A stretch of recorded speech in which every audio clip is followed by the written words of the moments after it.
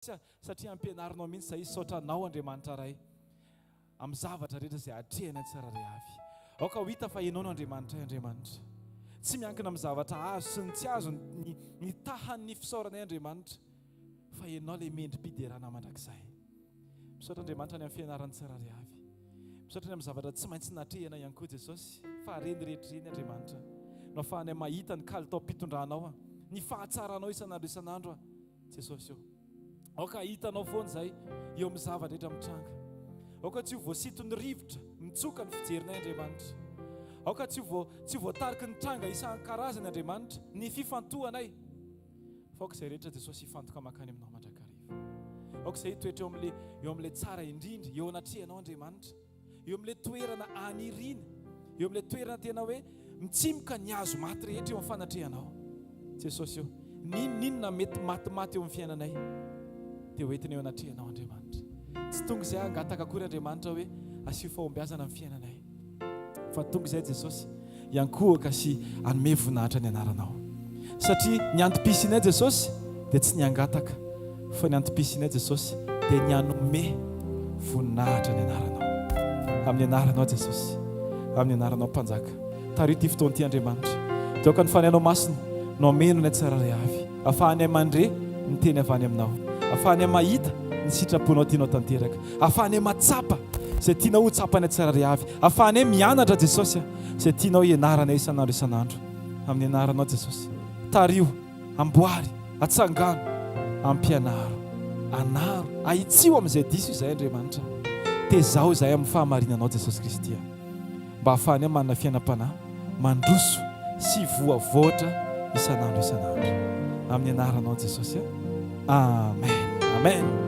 Dia vakintsika ny salamo voalohany andiny voalohany ka hatramin'ny fahatelo. Salamo voalohany andiny voalohany ka hatramin'ny fahatelo no vakintsika rehetra amin'ny anaran'i Jesosy. Salamo voalohany andiny voalohany ka hatramin'ny fahatelo. Tononiko fa ho marina aminao ty ten'Andriamanitra ty, ary raisitsika amin'ny finoanan'i Jesosy Kristy izany ten'Andriamanitra. Amin'ny anaran'i Jesosy, sambatra ny olona izay tsy mandeha eo amin'ny fisainan'ny ratsy fanahy, ary tsy mijanona eo amin'ny lalan'ny falehan'ny mpanota, ary tsy mipetraka eo amin'ny fipetrahan'ny mpaniratsira, fa ny lalàn'i Jehovah no sitrany, eny ny lalàny ny saintsainy andro manalina. Dia tahaka ny azo ambolena eo amoron'ny rano velona izy, izay mamoa amin'ny fotoany, ny raviny koa tsy mba malazo, ary ny asany rehetra dia ataony lavrary avokoa. Amen. Amen. Daontsika hivavaka mba ho marina amintsika tsirairay avy zany hoe ny fiainantsika mihitsy ny lasa fisaintsainan'Andriamanitra. Ny fisainantsika mihitsy ny atokantsika hisaintsainan'Andriamanitra irery ihany. Tsy hiresaka zavatra ivelany sitrapon'Andriamanitra. Atokantsika mihitsy ny vavantsika ho an'i Jesosy Kristy irery ihany. Vavakantsika ary. Ray amin'ny anaranao Jesosy, atolotra ianao Andriamanitra ny fonay sy momba anay Andriamanitra. Aoka ny teninay Andriamanitra dia zay rehetra ao anatin'ny fonao Andriamanitra no hiarihary eo amin'ny vavanay. Ilay toetra ao anatinao Andriamanitra no ka toetra fiatrehana tsirairay avy ny tranga rehetra izay mitranga. Amin'ny anaranao Jesosy, aoka ho hita fa ianao ny velona ao anatinay tsirairay avy. Tsy ny fahazaranay na ny fahalalanay Andriamanitra na ny zavatra ny ianaranay, fa ny tokony ho velona ao aminay. Dia ianao Jesosy Kristy, ilay tenin'Andriamanitra tonga nofo, aoka ho velona ao anatinay tsirairay avy. Amin'ny anaranao Jesosy, amin'ny anaranao Mpanjaka, avo indrindra, masina sady mandrakizay. Amen. Daontsika hitehaka mafy ho an'i Jesosy Kristy. Alleluia.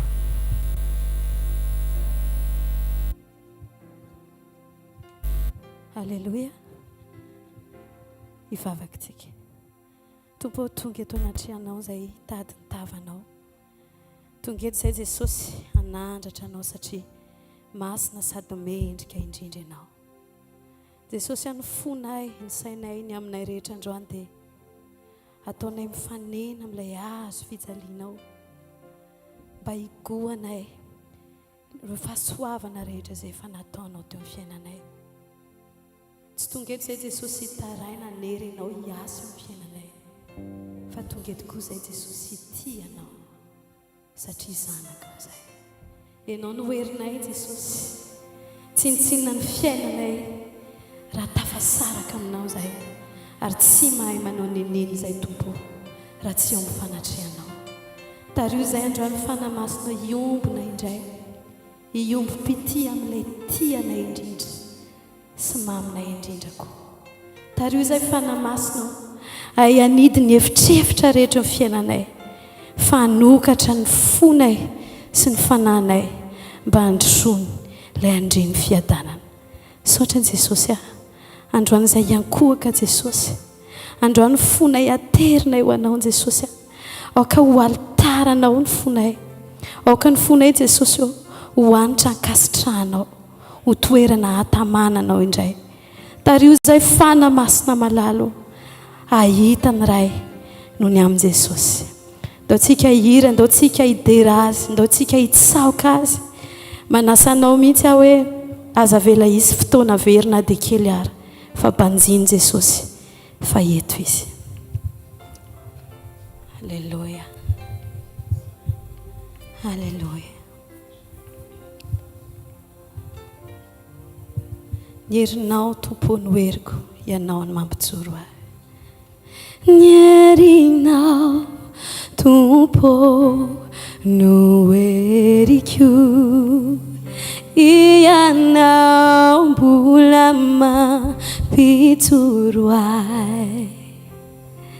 Raha ny hery ato anaty mety ho reraka, fa ianao mbola famonjenao ahy. Irao ny herinao tompo no heriko, ianao mbola mampijoro ahy. Raha ny hery ato anaty mety ho reraka, fa ianao mbola famonjenao ahy.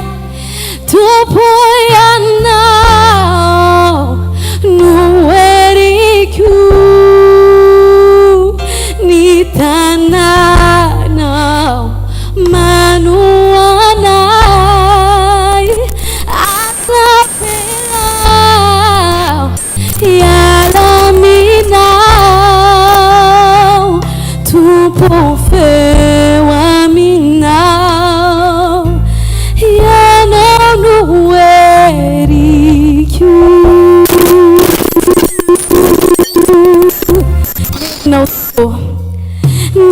Herinao tompo no heriko,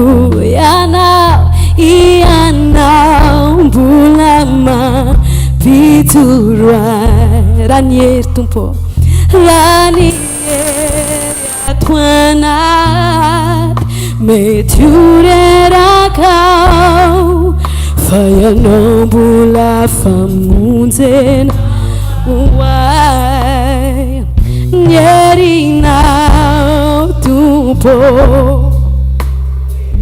asandrato ny feonao, ianao mbola mampijoro ahy. Raha ny hery ato anaty mety ho reraka, fa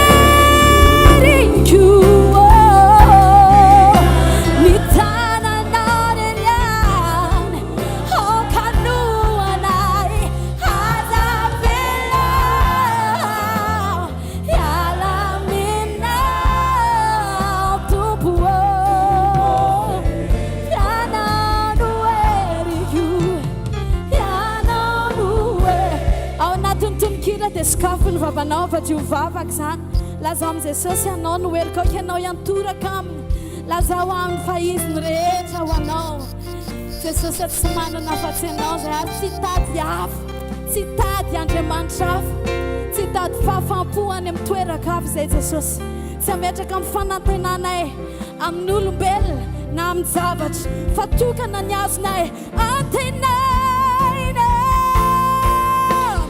Tompo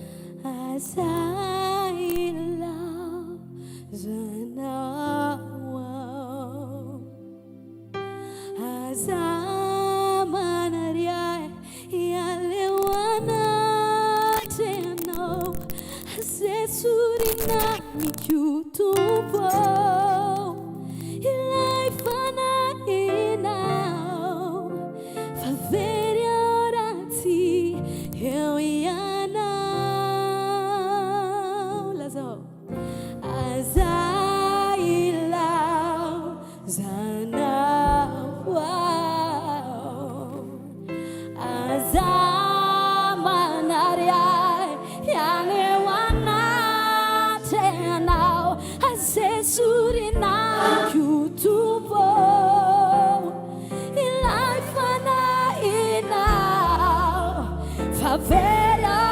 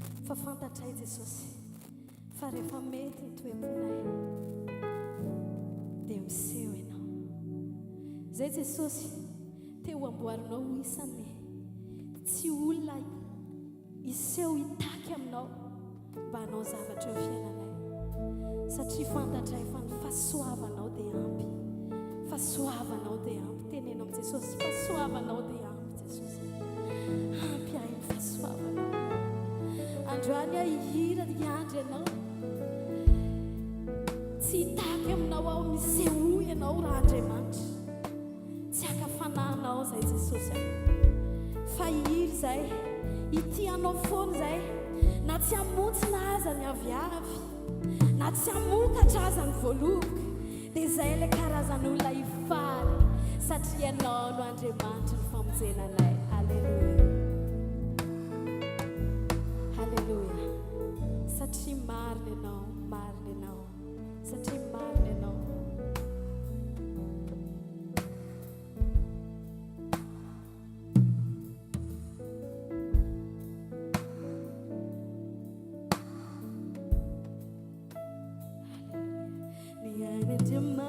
To the mighty phone, the missing last that gonna burn and they night. Timaiti watani, no well and na wayana, amini futo. Na the titani masu kwaza easy mias, na elani adi yotsi nita. Zoma lala, pasaba magaga nunu mani ni wa.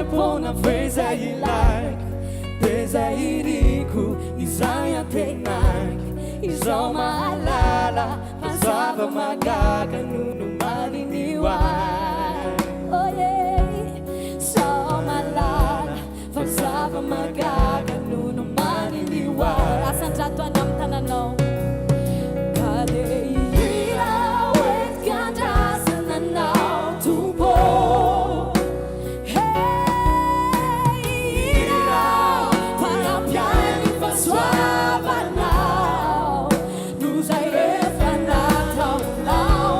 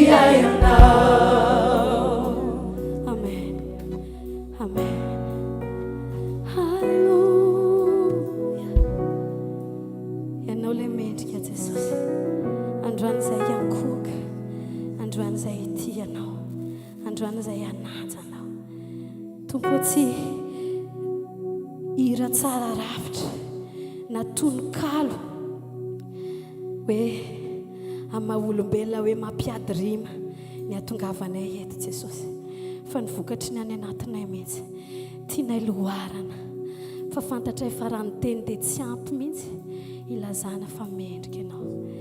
Misy firam-baovao anankiray ty dia ndao tena hifantoka amin'ny Jesosy tsika, ndao hiverina tsiaro fambataiza moa tsika senao androany raha tsy tonga Jesosy no fantsiana raha tsy nanaiky ilay mpanjaka ny mpanjaka nitondra ny otatsika mba hananantsika famonjena androany. Ndao laza aminazy hoe mendrika ianao Jesosy, mendrika ianao Jesosy, mendrika ianao ilay zanak'ondrin'Andriamanitra. Misandrata Jesosy.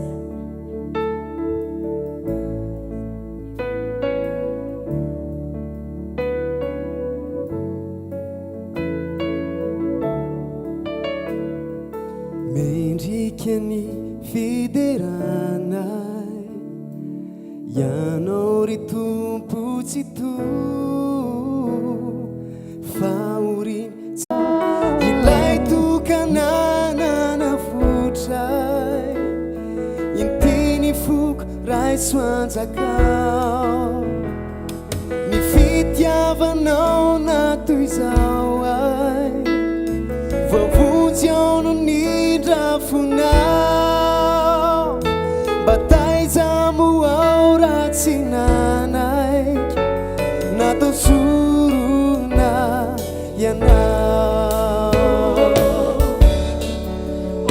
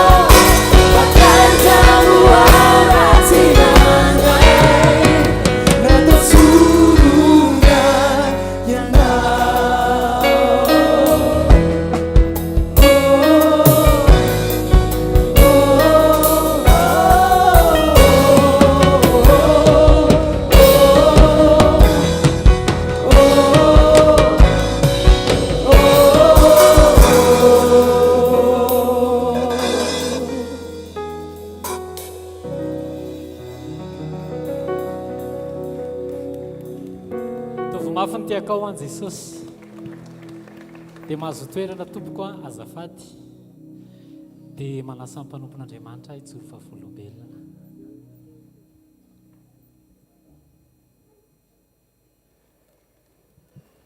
Fedanana tompoko, tsy hay moa namerina ny voninahitra an' Jesosy fa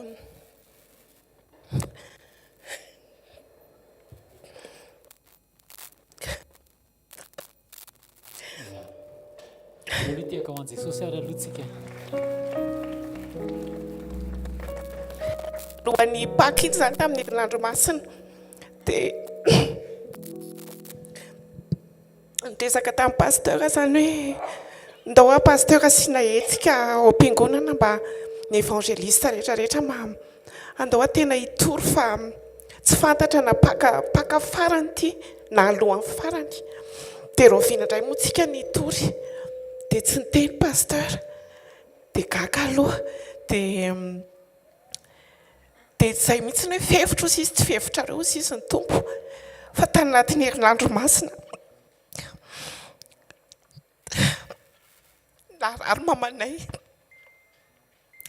dia zareo moa le ao fiangonan-dehibe tena le mafana fo raha ohatra ny misy tiampy ny vola ao vana dia zareo ny tena miditra dia za zany le ondry very satria za ny ala tao amin'ny fiangonana ohatra ny mifona aloha fa tena miteny marina ohatra ny tsy dia mazoto tsony makany fa ohatra ny aleoko ary lasa mitory any ivelany toko izay hoe mamonjy tsy haiko na hoe 10 ve za dia tanatin'izay semaine izay indrindra aika za nasen'i Jesosy nitory teo amin'ny fianakaviako dia nitany foana isan'andro dia zay vao tena fantatro ka nampatonga ny pasteur tsy niteny aika za hoe andeha hitory any amin'ny fianakaviako isan'andro satria mamanay marary dia chaque fois zany ny tena hoe urgent be ty manarary fo izy dia nandeha cardiologue urgent be ty tsy maintsy zao dia zao dia taminatin'ny herinandro initsy zany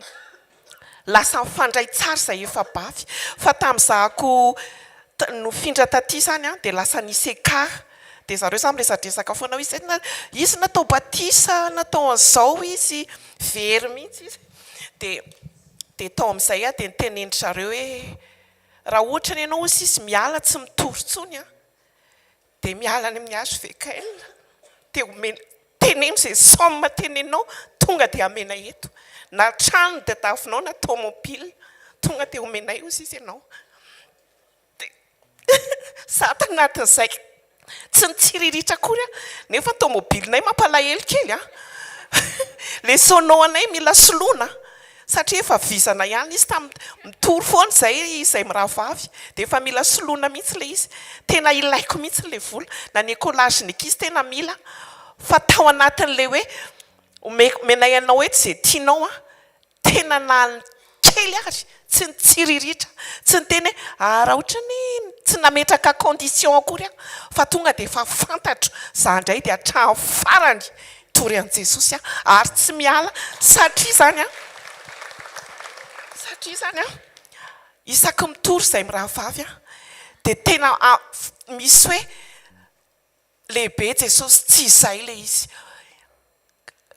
zay teny rehetrarehetra eto ambony tany tsy mahateny fa lehibeazan'i Jesosy rehefa tena mitory izay mirahavavy tena tsy zatsony tena hoe tena ampandoaliany tena manetry tena mihitsy fa tsy zatsony le mitory tsy le rahavaviko le mitory tsony fa tena Jesosy mihitsy miditra tsehatra dia tena lasa matahotra satria izao tsy le matahotra hoe mipararehetra fa ozy toko hoe hoe Jesosy capable mihitsy miditra tena amin'ny akapare amin'ny vatanao ray manontolo mitory dia miteny an'izay tianao izay tiany dia ozy izy mihitsy ny olona rehetrarehetra chaque fois zay miteny dia zao nataony betsaka mpitorety fa nareo tena hafa mihitsy tena voninahitra Jesosy le izy ary zay point zay ny tena ozy izy hoe aika lavidy be zany ny fanahiko lavidy be zany ny fanahiko fa natambazana rehetrarehetra ry eto ary vitany zareo zany mame anazy zay tiako lavidy be zany lavidy be hoa zany le fitoriako eny an-dalambe noho ny tia zavatra vila sy ny tômôbilina tsara tarety tsisy ilaivako a tsy nitsiriritra aleoko mandeha bus aleoko mikafiry tsy fantatro zay tsy mampaninana anahy tena za reto tena miteny fa tamin'ity zanotory ty hatramin'izay tena rehako mihitsy hoe comble fiainako ary tena rehako mihitsy hoe na hoe na za niasa ny karama ohatrina ary tsy navidy isan'andro aho mividividy akanjo foana zao aho misy manome amin'ilay botika tena hoe tsy sako jerena tamin'izany niasa misy manome andreny tonga dia tiany akanjonao gaga fotsiny amin'ilay tsy voavidiko a dia misy manome andreny les restaurants tsy fale ohatra une fois par mois ohatra nafaka amin'ilay restaurant le tsara be reny fa zao 2 fois par mois tsy miraty mihitsy za tsy miteny mba hoeto fa hoentina foana dia napaka na ina rehetrarehetra tena zany tena hoe mahagaga Jesosy tena hoe nany olo zavatra tsy takatra ny saiko mitiako dia tao anatin'le mamanay narary a voaka amin'izay le tany amin'ny sekoly le toetra nampianarina foana dia taiza marary moa tsy moramora manana karaktera ny olona rehefa marary dia ianao mila hoe manana le toe-po dia le toe-po amin'izay a tena hoe tsy toetrako zany reto fa za masika zahako bekizitina tena toetrako mafoloha rehetrarehetra complet pakaray zahako fa noho ny diran'i Jesosy a tena le hoe lasa malefaka mamanay a lasa patiente a normal tsy amin'ny heriko lasa be fitiavana manino mama ataoko an'izao mama tena nazary gaga hoe ary tô vitako kay le teny nefa tsy toetrako zany hoe manana fahalemem-panahy ohatrany eo amin'le tena mamay indrindra mamanay le tena kizitina indrindrindra voaka le sekoly tsy afaka mandeha sekoly a matetika zao a fa na zay mitorina makany mamanay a fa aika manao examen kesa antaniny Jesosy hoe marina aminao ve le teny hoe tsy izaho tsony velona fa Kristy velona atao anatiko marina aminao ve zay teny zay lanto dia tena testeny Jesosy a dia tena hoe tsy indraindray aloha tena rehako mihitsy fanahy masina miteny hoe zay ary le test dia tena voninahitra ny Jesosy fa tena lehibe izy ary tena tsy haiko le teny rehetra tsy ampy hitenenana ny abe ny voninahiny sotra Otsika hoan'i Jesosy témoignage farany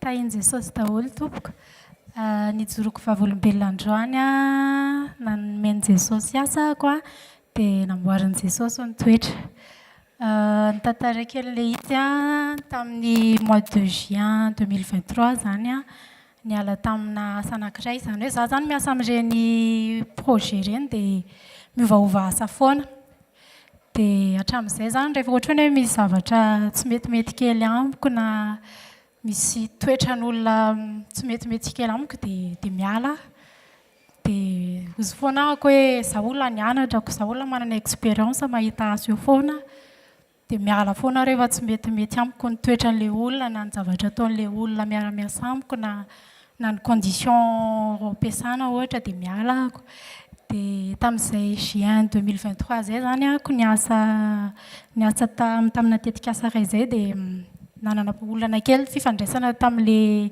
supérieur dia za hoa tsy hanao tsony zay nyteneniko vita hoa ty mois de juin ty dia za tsy asa tsony zay nyteneniko an'zareo dia mbola misy ane ozy izy mbola mitoy ty projet ty za hoa tsy hanao tsony ny ao an-tsaiko zany hoe za mahita foanako za olona zay fotsina zany retiko hoe za mahita foana zany dia avy eo amin'izay a tsy nahita tsony dia raina Jesosy fa nanam-potoana be ahako nandritran'izay hoe tsy niasa zay a namonjy sekoly foana dia verina foana hoe nitoetra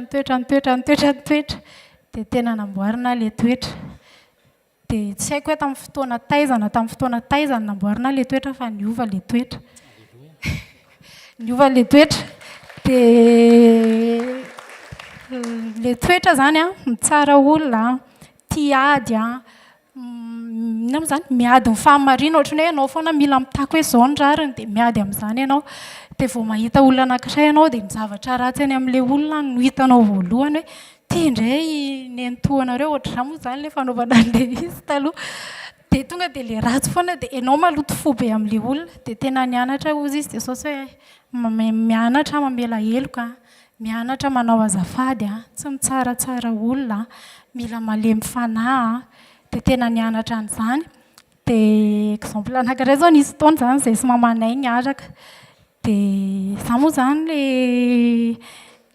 niaraka zany zay sisy dia nifandona tamina vehivavy anankiray zay izy dia niteny mamanay hoe ianao kosa tokony tsy nanana intsony dia tonga dia nitabataba be ilay vehivavy tabadaba be tamin'ny mamanay mihitsy izy dia mamanay zany nitodika nijery anahy izy zany miandro hoe za andeha famaly amin'le olona zany dia kakabe izy hoe fa manino ndry tsy miteny za ve ataon'olona ohatran'ireny dia tsy miteny dia ozy ako hoe tsy manao an'izany intsony eny a tsy mety intsony ho azy zany fa mivavaka ao anazy ho aho hoe mamela ny elon'i Jesosy a dia ingene satria zahako zany taloha tena maman'olona ohatran'izany koa ako zany any an-dalana vao mizavatra tsy metimety kely dia tonga dia tsy menatra amin'ny famaly vava sy ohatran'izany mihitsy tena misaotran'i Jesosy fa tena niafaka tamin'izay toetra izay ako dia rehefa nety amin'izay ilay toetra tsy hoe tena nety fa rehefa afaka izay toetra hoe miady mifamaly tsy mahay manao azafady tsy mahay mamela olona dia tonga ny janvier dia nisy niantso ako nanana soana asa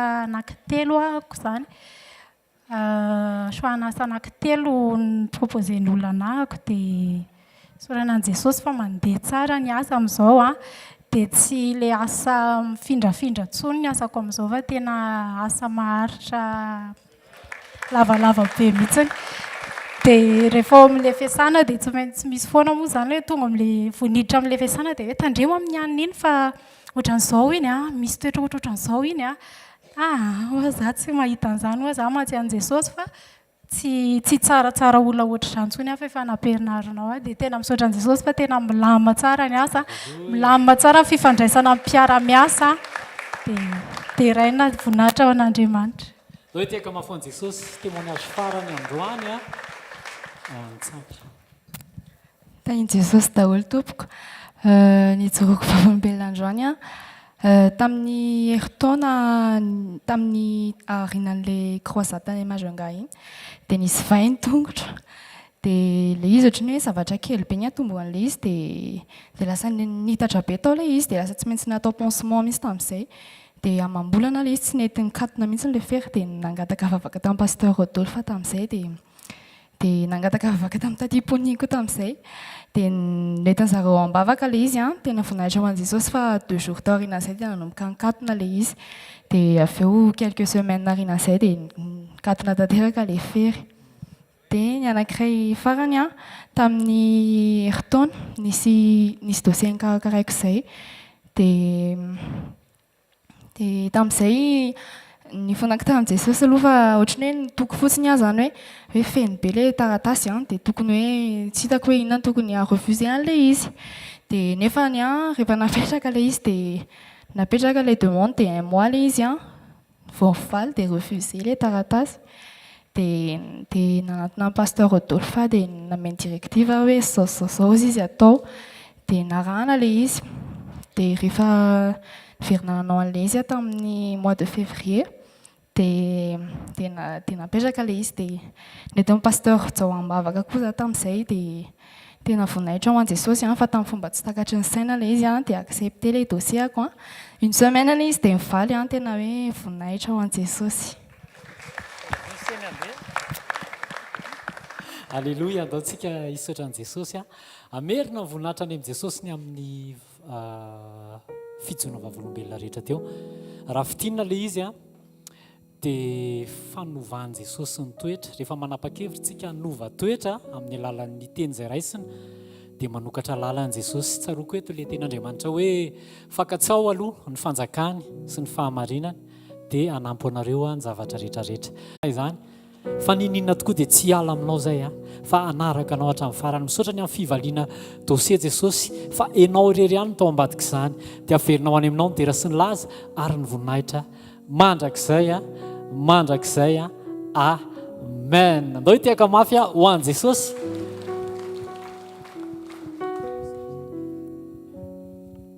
Mipetraka tsika.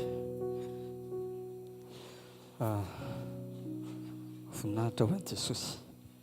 Ny zavatra lehibe indrindra izay indrasan'ny tompo amintsika dia tsika miorina tsara amin'ny tompo dia mitaona ny olona ho ao amin'i Jesosy. Tanjona dia mifamonjem-panahy.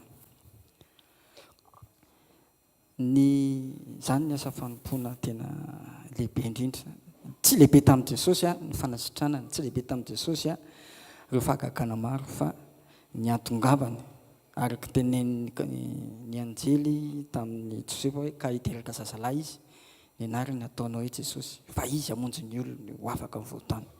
Ny hamonjy antsika olony ho afaka amin'ny fahazaran-drany sy hahatonga antsika hanana an'ilay natiran'Andriamanitra.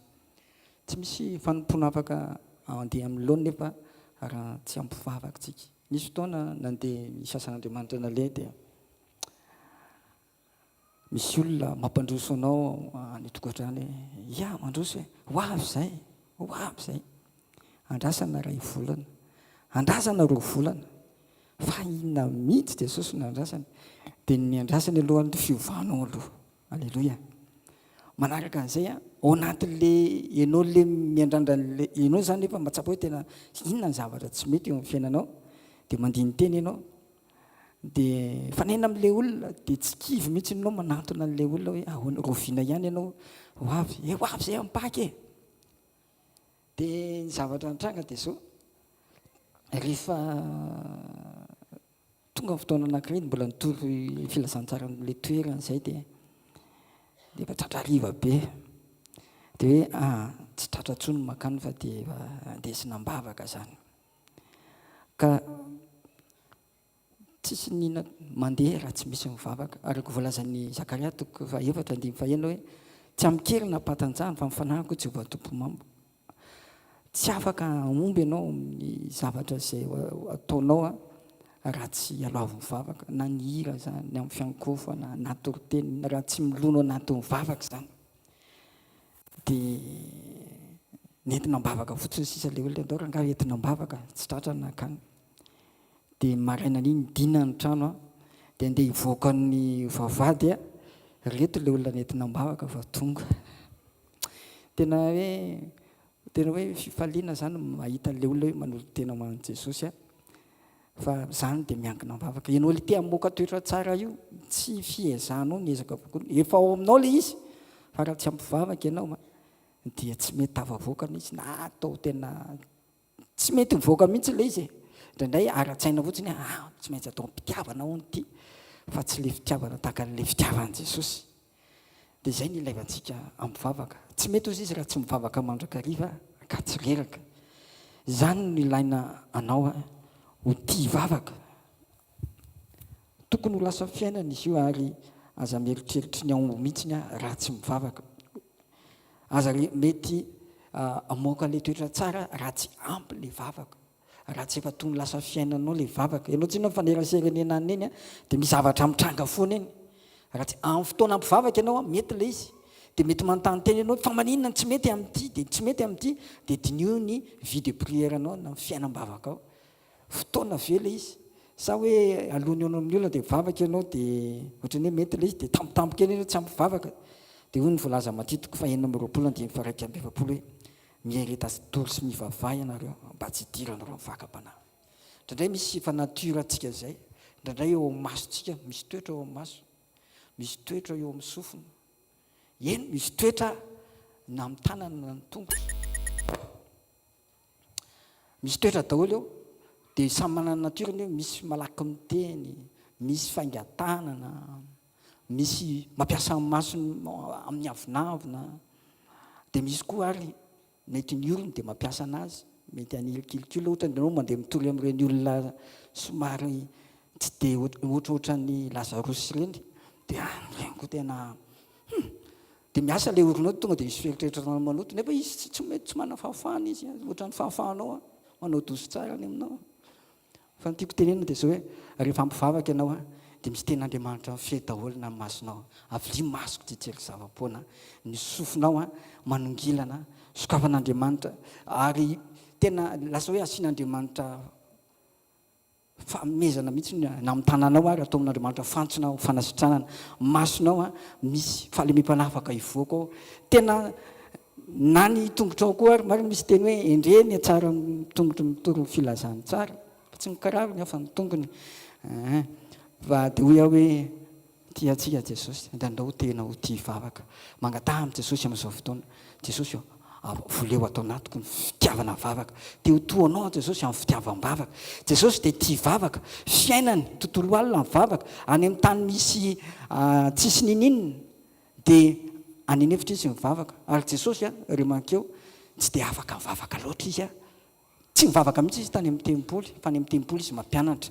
endalana izy manasitrana fa any amin'ny fitoeram-pitokanana satria pitokany Jesosy dia ndao zany mba hetahitatsika Jesosy ohatra ataovy voalo mivavaka ataovy fiainako mivavaka ataovy tsy mahazoaina raha tsy mivavaka zay ngamba mahatsaratsara kokoa an'ilay izy dia hitanao tsara rehefa lasa fiainanao io mivoaka ho azy daholo ilay toetra dia resy ho azy daholo le toetra le fakapana le tiany devoly idiranao isaky mihetsika satria devoly mahafantatra ty karazany mora tezitra dia izao tsy tafiditra mihitsy anao dia sahirana izy mitady varavarana takan'ny reo tany Sodoma sy Gomora rehefa narenjy ny anjely ny varavarana dia niapanapana eran'ny vodotrano zareo mitady varavarana aiza ilota sy ireo olona roa lahy teo fa ohatran'izany nataony devoly rehefa ampivavaka ianao dia mivoaka foana amin'ny fahatsarana andao tsika hitsangana dia hivavaka amin'izao fotoana izao Jesosy ataovy atao anatiko ny fitiavam-bavaka ataovy olo mivavaka ataovy olona tena tia vavaka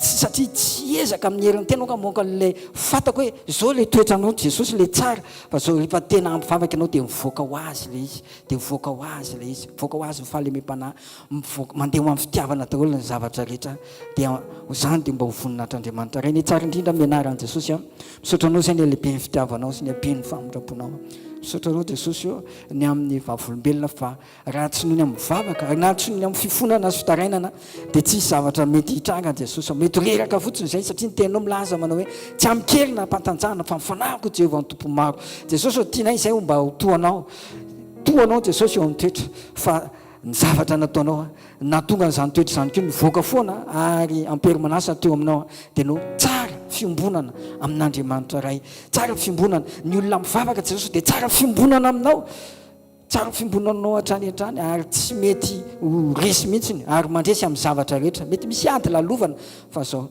ianao mamaly ny vavaka ianao hoanao ny dera hoanao ny anja ny voninahitra ray amin'ny alalan'i Jesosy Kristy avy Nazareta amin'ny anaran'i Jesosy amen aloha tehaka mafy be ho an'i Jesosy dia andray ampalokon'Andriamanitra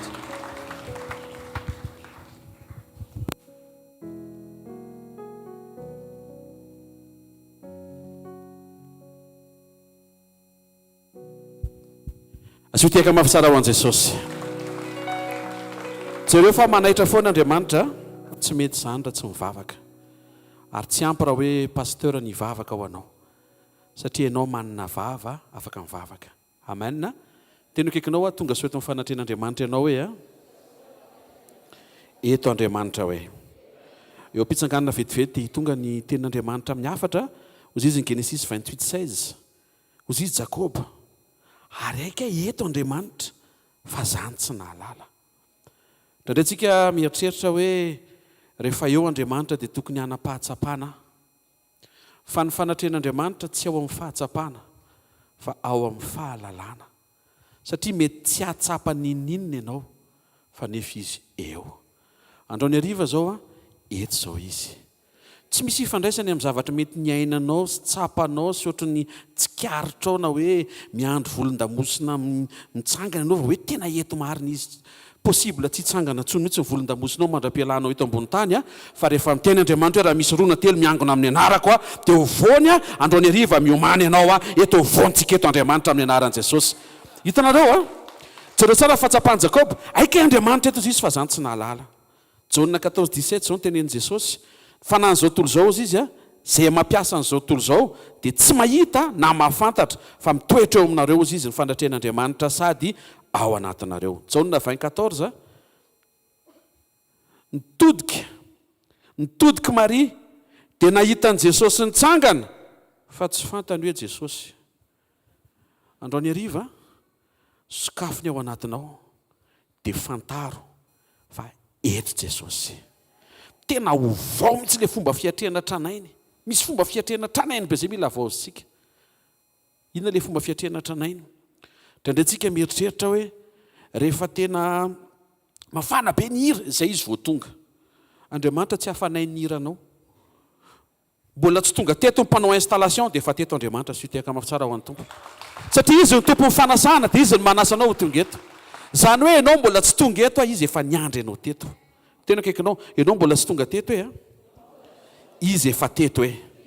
Zavatra niaina amin'ny Maria nahitany Jesosy izy. Zany hoe sambatra izay madio am-po. Nahita izy zany. Ane nadio am-po izy fa tsy nafantatra. Luc 14:24-36. Ary raha mbola laza zany izy dia Jesosy nitsangana teo vonkana tamin'ny hoe fiadanana ho anareo. Dia taitra sady raiky tahotra izy rehetra sady nataony fa nahita matoto izy. Présence an'Andriamanitra no eo dia matoto no hitany. Eto ny présence an'Andriamanitra fa tsy haiko inona ny hitanao. Raha misalasala ianao hoe matoto viana tsy dia meo sakafo dia hitanao. Teneno akaikinao tsy matoto Andriamanitra hoe réel Andriamanitra hoe. Hainareo ve mahatonga antsika manaitra n'izany fahamarinana izany ao anatinao? Raha hivavaka ianao dia mino fa misy miaino. Jesosy miaino anao. Ary tsy hoe miaino fotsiny izy fa mamaly anao. Izay rehetra efa nangatanao hatramin'izay manana faharetana fa tsy maintsy mivaly ara-potoana ireny. Misy mivaliany androany, misy mivaliany omaly, misy mivaliany rapitso, misy mivaliany amin'ity weekend ity mba sy tehaka mafy tsara ho an'ny tompo hoe misy mivaliany amin'ny herinandro ambony. Aza atao taitrany ao anatinao fa atao vonona tsara fotsiny hoe tompo ny fotoana avy aminao, ny fotoana tsara indrindra. Inona no afaka hitranga rehefa eo Jesosy? Tena mahery be zay fotsiny ve? Zay fotsiny ve ny atongavanao hoe ty ahery fotsiny? Tsy mila valim-bavaka. Mba ataova oatra mila valim-bavaka hoe? Tena akaikinao misy valim-bavaka androany hoe? Tena akaikinao mila fagagana ve hoe? Dia teneno izy misy fagagana koa hoe? Satria eo Andriamanitra hoe? Mangety eta fiovana ve ianao hoe? Antanio izy mangety eta fiovana ve ianao hoe? Raha eo Jesosy hoe dia misy fiovana hoe? Tsy mahentehaka ho an'Andriamanitra. Nisy taona ny saintsaina hoe rehefa tsy hoe pastera dia tsy hoe Jesosy. Ianao koa nga dia ilay izy ke tsy marina izay. Fa raha vao misy parole prêché, raha vao misy message prêché dia eo le naniraka an'ilay mpanompo. Tiako ianao hivonina fa eto Andriamanitra hikarakaranao. Eto Andriamanitra amaly anao. Eto Andriamanitra hanoro anao hoe ajanony ty zavatra ity. Eto Andriamanitra no anangana anao. Izay rehetra hitantsika tao anaty Baiboly afaka hitranga androany hariva. Zaho fotsiny ny amen anao ve rangaty. Fantatrao ve nitranga rehetra anaty Baiboly? Na metaranaka olona efa antitra be, efa maty kibo, efa momby izy, afaka hitranga androany hariva zany.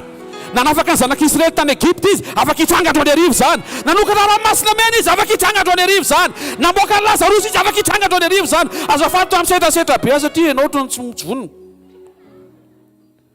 Tena akaikinao tsy hoe teny mahafinaritra fotsiny hoe fa Andriamanitra miteny hoe androany hariva amaly anao Andriamanitra. Androany hariva hiasa ho fiainanao izy. Tsy ohatra ny idiranao eto, ny ialanao eto. Tsy mainy ianao miala eto amin'ny anaran'i Jesosy. Tsy fivoriana ordinaire androany satria eo Jesosy.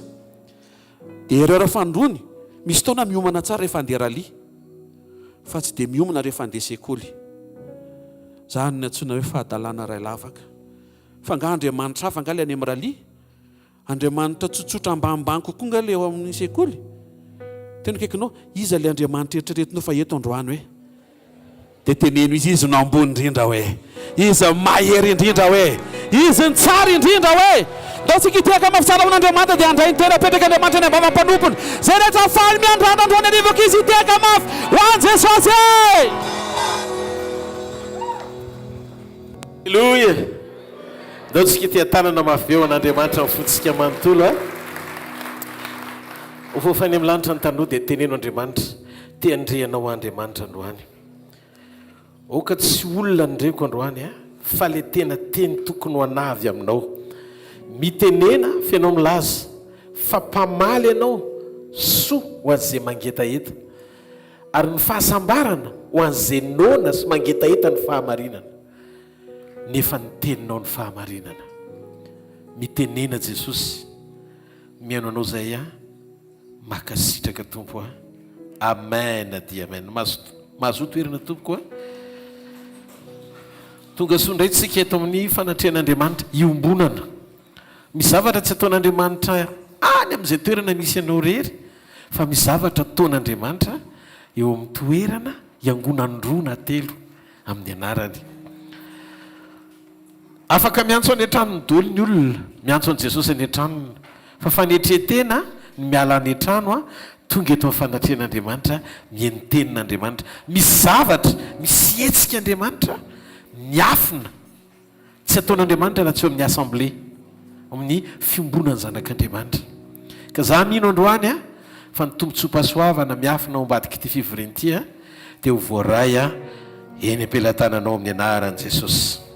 Zavatra fohy nozaraiko androany, miresaka mikasika momba ny zava-miafina, ny voninahitra miafina tao ambadiky ny fitsanganan'i Jesosy tamin'ny maty.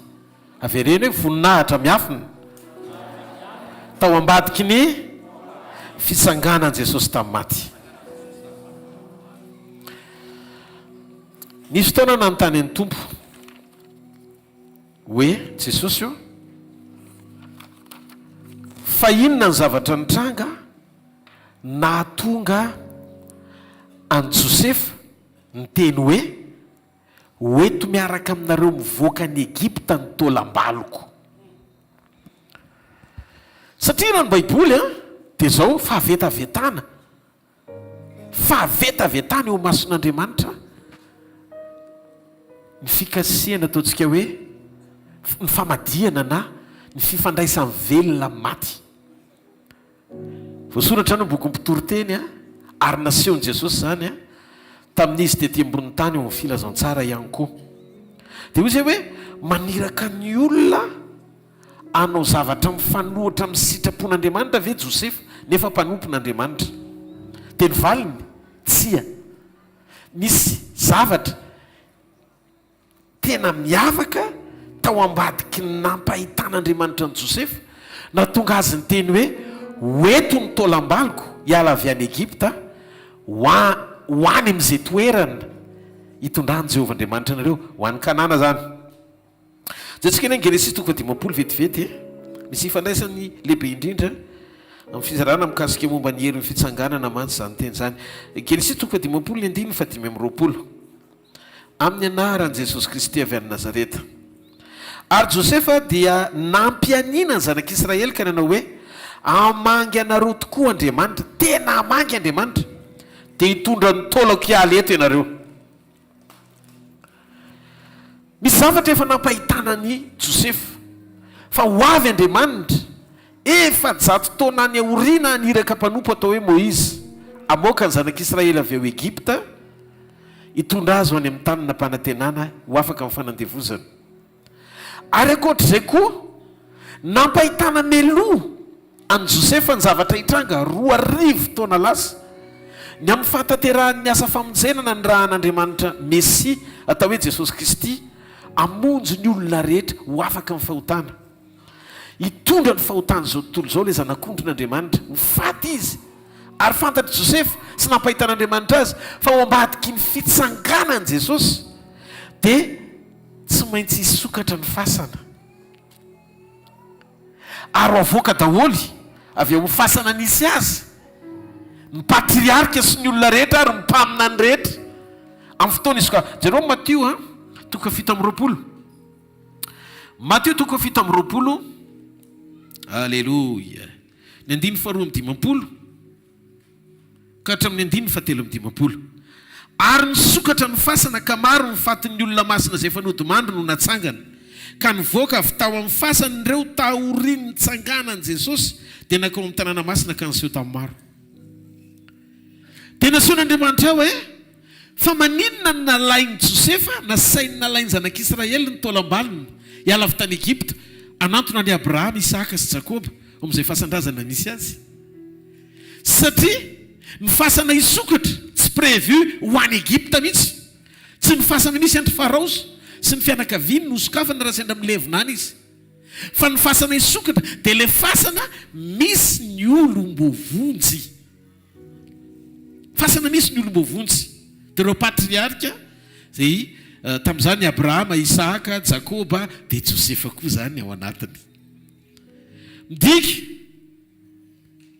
fa matoa Josefa ny teny tamin'ny zanak'Israely rehefa maty dia aza velany Egypte ny taolam-baloko satria efa nalala izy fa hisy fananganana amin'ny fotoana hitsanganan'i Jesosy indray androany ao Jerosalema précis le toerana ao Jerosalema Josefa nanana ny fanahy masina sady mpaminany izy fantany fa raha tavela tany Egypte izy dia tsisy fitsanganana ho azy tsy tafatsangana fa tsy maintsy any Jerosalema ihany ny fananganana voalohany noho izy eo zany hoe ity fananganana taorinina hafatesan'i Jesosy ity niara mivoaka taminy rehefa tany amin'ny fiaina tsy hita ny ainy Jesosy dia namoaka reo gadra rehetra izy reo gadra zay niandro famonjena ary zay nidinany tany amin'ny fiaina tsy hita hanambara ny famonjena amin'ireo mba misy amoahana ny zareo tao amin'izay toerana ozy izy boky Petera voalohany zay fonja ny toerany nampahitana ny Josefa zany fa hiala sy hanafaka ny Israely tsy ao Egypte Andriamanitra ary rehefa hitrangako zay fotoana izay dia azadiny fa nitondra ny taolako ianareo izy satria amin'ny fotoana nisy fananganana io dia tsy maintsy ho tafavoaka miaraka amin'ny patriarka rehetra ao am-pasana tsy prévu ho any amina toeran-kafa io fananganana voalohany io fa ho an'ireo olona masina rehetra zay voafidy teo amin'ny Israely ka tao amin'ilay gadra nanambaran'Andriamanitra an'izany any amin'ny bokin'ny Petera voalohany fantatra Josefa fa ny fisokafana sy ny fanokafana fasana taorian'ny fitsanganan'i Jesosy teo Jerosalema nira miaraka amin'ny Abrahama sy Isaka sy Jakoba Josefa fa ny fasan'ireo ihany natao hisokatra fa tsy fasan'ny Egyptianina akory ary nitandindon'izany ara-panahy ihany koa midika io fa tsy any amin'izay lasa io fa nilozanao no hitoeranao raha te hisitraka fananganana ianao amin'ny fiverenan'i Jesosy ny toerana vaovao indray amin'ny fananganana faharoa satria ho avy Jesosy hiverina dia ny maty rehetra ao amin'ny tompony hitsangana aloha dia ny velona hovana vetivety koa hitafony tsy fahalovana satria misy dingana anankiroa iseholy le fanovana teto tia le olona nisitraka fananganana voalohany taorian'ny fitsanganana ary niavantsika zay maty taorian'ny fitsanganan'i Jesosy fa nino an' Jesosy no atsanga an' Jesosy indray amin'ny fotoana hiverenany amin'ny raha ho any lanitra pakatra ny fiangonany tsy mahareteka ao an'Andriamanitra fa amin'izay fotoana izay tsy mitovy tamin'ny andron'i Josefa tsony satria tamin'ny andron'i Josefa mbola tsy nidina ny fanahy masina mbola tsy niakatra tany an-danitra Jesosy dia napidina ny fanahy masina mbola tsy teraka ny fiangonana fa Josefa le isan'ny olona nandray famonjena tao amin'ilay toerana ambanin'ny tany ny gadrany no entina navoaka niaraka tamin'ireo Abrahama nanao ohatran'ny karazana nanao ohatran'ny karazana vizity kely teto tao an-tanànan'i Jerosalema ry zareo tsy hanao asan'Andriamanitra zany fa justa mandalo fotsiny afaka nahitany Abrahama zany ny olona tao an-tanàna nandritra ny fotoana foiny ny alohan'ny fotoana napakaran'Andriamanitra andreo olona masina rehetra niaraka taminy dia zay mahatonga amin'ny Paul laza tamin'ny fitsanganana ozy izy dia nitondra ny maro niara-niakatra taminy izy any bokin'ny Efesianina midika fa ny fitsanganan'i Jesosy voalohany dia efa niaraka tamin'ireo olona tamin'izany mbola tsy tonga amin'ny fanahy masina fa reo olon'ireo nasain'Andriamanitra nivoaka amin'ny fasana ary niandry ny fiverenan'i Jesosy niandry ny fiverenan'i Jesosy taorian'ny fitsanganana manko misy départ anankiroa départ voalohany départ tsy natrehan'ny mpianatra tsy azo ny kasiana Jesosy rehefa mivoaka ny fasana izy ozy izy tamin'ny Maria ny teny rabi dia aza manendry aho aloha ozy izy fa tsy mbola tany amin'Andriamanitra Andriamanitra reo tsy tany amin'ny rainareo ndraiky sy rainareo ao izy sy ny Andriamanitra reo fa avy alao aloha izy izy aza mbola manendry aloha fa ho avy zany ny fotoana hiverenany anendrena azy dia niandotriny any ao amin'ny likotoka ehatra amin'ny roapolo dia niaraka tamin'ilay roalahy izy teny an-dalana rehefa niaraka tamin'ilay roalahy teny an-dalana izy dia nampianatra andreo izy roalahy reo Jesosy nresaka momba ny famonjena sy ny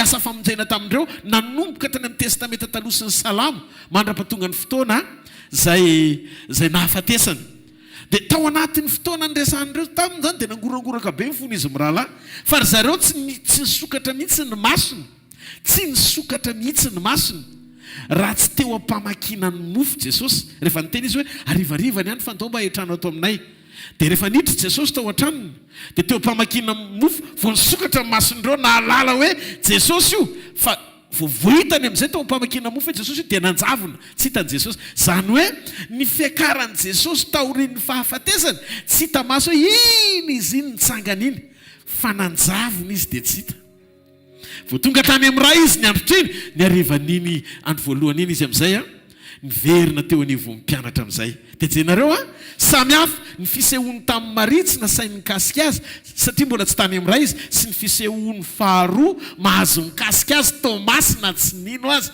tefa eto ny tananao eto amin'ny lany voako sy eto amin'ny tanako ndiky fa ny fiverena ny fiakaran'i Jesosy taorian'ny fitsanganany dia nisy endrika anankiray nanjavona izy tsy hitany mpianatra tsy hitany mpianatra fa le rola teo ampamakina mofo ny nahita sy nafantatra ny endriny dia tamin'iny izy ny lasa ny valide teo anatrehany ray ny fahamarinan'le raha nalatsaka mampamonjy ny olona rehetra azy dia zay vo miverina teo amin'ny mpianatra izy ary rehefa tonga teo amin'ny mpianatra izy dia afaka namaky rindrina nidina varavarana fa tonga teo afovoany izy mba fantatrareo tsy nilana anjely nanokatra amin'ny varavaram-pasana tsy nilana anjely nanokatra amin'ny varavaram-pasana fa afaka mivoaka mifasana tsy mila nisokafana amin'ny varavarana Jesosy taoriany fitsanganany tsy ho an'ny Jesosy ny nanirahan'anjely anakodia varavarana fa ho an'ny mpianany amangy mba hahita siditra ho am-pasana fa efa tsy ao tsony izy tsy marety aka ao n'Andriamanitra ny antony satria taoriany fitsanganany ny vatany Jesosy dia ny fakahita tamin'ny ainy Jesosy aina efa nandresy tany amin'ny fiainatsika azavaiko tsara aloha azavaiko tsara ty zavatra ty mba hafantarantsika ny fisian'ny zavatra mitranga marina ara-tsoratra masina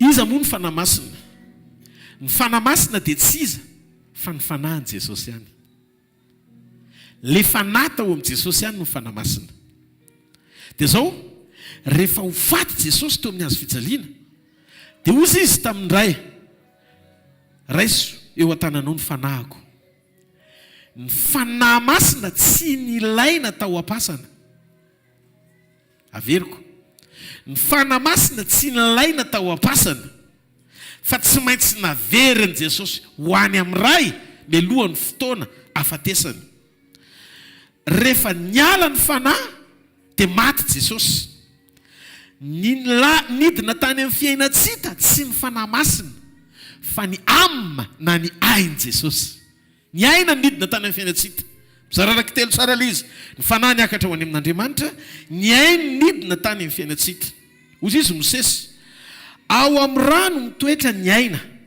satria ao amin'ny rano mitoetra ny fiainan'ny nofo rehetra ndiky fa rehefa naka ny endriky ny nofo Jesosy dia nilaina ny rahan Jesosy nilaina ny rahan Jesosy latsaka mba hitaraina famonjena ho an'ny olona rehetra satria raha marina dia rehefa maty Jesosy dia nidina tany amin'ny fiainatsita ny ainy Jesosy dia ny ainy Jesosy rehefa nidina tany amin'ny fiainatsita dia nahaka ny fanalahidiny fahafatesana izy ary amin'ny alalan'ny fiainany satria ny ainy le aina marina no nahatonga andreo olona rehetra izay voafatotra sy voafonjy satria mbola tsy tonga amin'ny famonjena fa ny andrandrany zany ry Jeremia manomboka tany amin'ny Abrahama sy ny rehetrarehetra dia ny ainy Jesosy nidina tany amin'ny fiainatsita ary ny rahan Jesosy no nitaraina tahaka ny rahan'ny Abela zay mahatonga amin'ny boky ny Hebreo milaza fa ny rahan'ny Kristy ozy izy zay miteny tsara lavitra no ny rahan'ny Abela ny rahan'ny Abela mitaraina condamnation ady fanamelohana ho an'ny namonoana azy fa ny rahan'i Jesosy mitaraina famelan-keloka raha marina ny solon'ny mpanota ho an'izay rehetra mino azy noho izany ny fitaraina ny rahan'ny Abela hiady ho an'ny tenany fa ny fitaraina na ho avy amin'ny rahan'i Jesosy miady ho anao rehefa nitaraina ny rahan' Jesosy dia taitra amin'ny fanamasina fa tsy nahazo aina tany an-danitra tamin'ny andro fahatelo. Feno ny fepetra. Dia hozy izy Andriamanitra, zanako tsy nanota, zanako kay tsy nanao nininina, fa natao tamin'ny zanako ny fahotany zao tontolo zao. Dia hozy izy ny fanamasina hidina ho any amin'le vatana zay nitoerako teo. Satria le vatana nitoerako teo ny kondanena hiaina fahafatesana, zany hoe nitondra ny natoran'ny olona mety maty nefa tsy tokony ho faty. Zay mahatonga Baiboly milaza fa raha tsy no fahotantsika tsy maty Jesosy, fa rehefa natao ody izy teo amin'ny toerantsika dia lasa mety maty izy, ary rehefa maty izy dia nidina amin'ny fanamasina na tsiaro le vatana trano fanahy ny toerany na feno ny fepetra amin'ny fahatanterahana dia tonga amin'ny fanahy anangana an' Jesosy. Rehefa nidina tao amin'le vatana mety maty ny fanahy an' Jesosy, fanamasina, dia natsanga an' Jesosy Kristy. Dia hitanareo, lasa nisy tombony mihoatra, averiko, lasa nisy tombony mihoatra no le teo aloha ny fahafatesana, le endriky ny fisehoany Jesosy taoriny ny fahafatesana. Nahoana? Rehefa avy nandresy ny fahafatesana izy ka natsanga amin'ny fanamasina, dia lasa corps spirituel, le corps physique. Lasa vatana zaka ny fanamasina. Zay ny mahatonga azy tsy mila mandondona rehefa miditra ao an-trano fa mamaky rindrina. Vatana ihany, mahatonga teny izy hoe miohanina hoaniko. Fa zao mora hoentin'ny fanahy kokoa le vatany Jesosy, satria efa tanteraka le mission mpamonjena na ny ranoray an' Jesosy. Dia ny zavatra mitranga dia tsotra. Io zany ny zavatra misy. Rehefa nandresy avy any amin'ny fiainantsika Jesosy ka nitsangana tamin'ny maty izy, dia mampatsiaro ahy ny Genesis 2:7 le izy. 3 taona Jesosy ny tao am-pasana. I Adama koa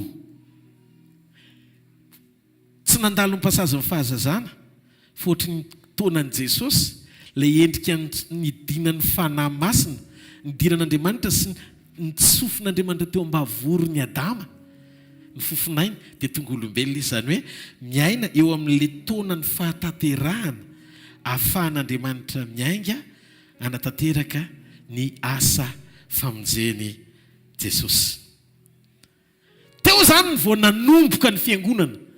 Ny fiangonana tsy nanomboka tamin'ny fotoana nahaterahana mandra-pahatonga ny fotoana nahafatesana, fa manomana ny fahatonga avy amin'ny fiangonana izy. Fa rehefa maty Jesosy ka nitsangana tamin'ny maty, dia niara-natsangana taminy teraka avy eo amin'ny fitsanganany ny fiangonana. Teraka avy eo amin'ny fitsanganany ny fiangonana. Rehefa teo amin'ny nofo ny fanahy, tsy tamin'i Jesosy mbola zaza, fa rehefa feno taona izy adulta tsara, satria zaza zanaky Maria fa zanaka nateraka Andriamanitra, fils nateraka Andriamanitra. Ao rehefa feno ny fepetra mahazanaka, dia nanomboka amin'ny ministeran Jesosy tamin'ny 30 taonany, satria zanaka no aseho fa tsy zaza.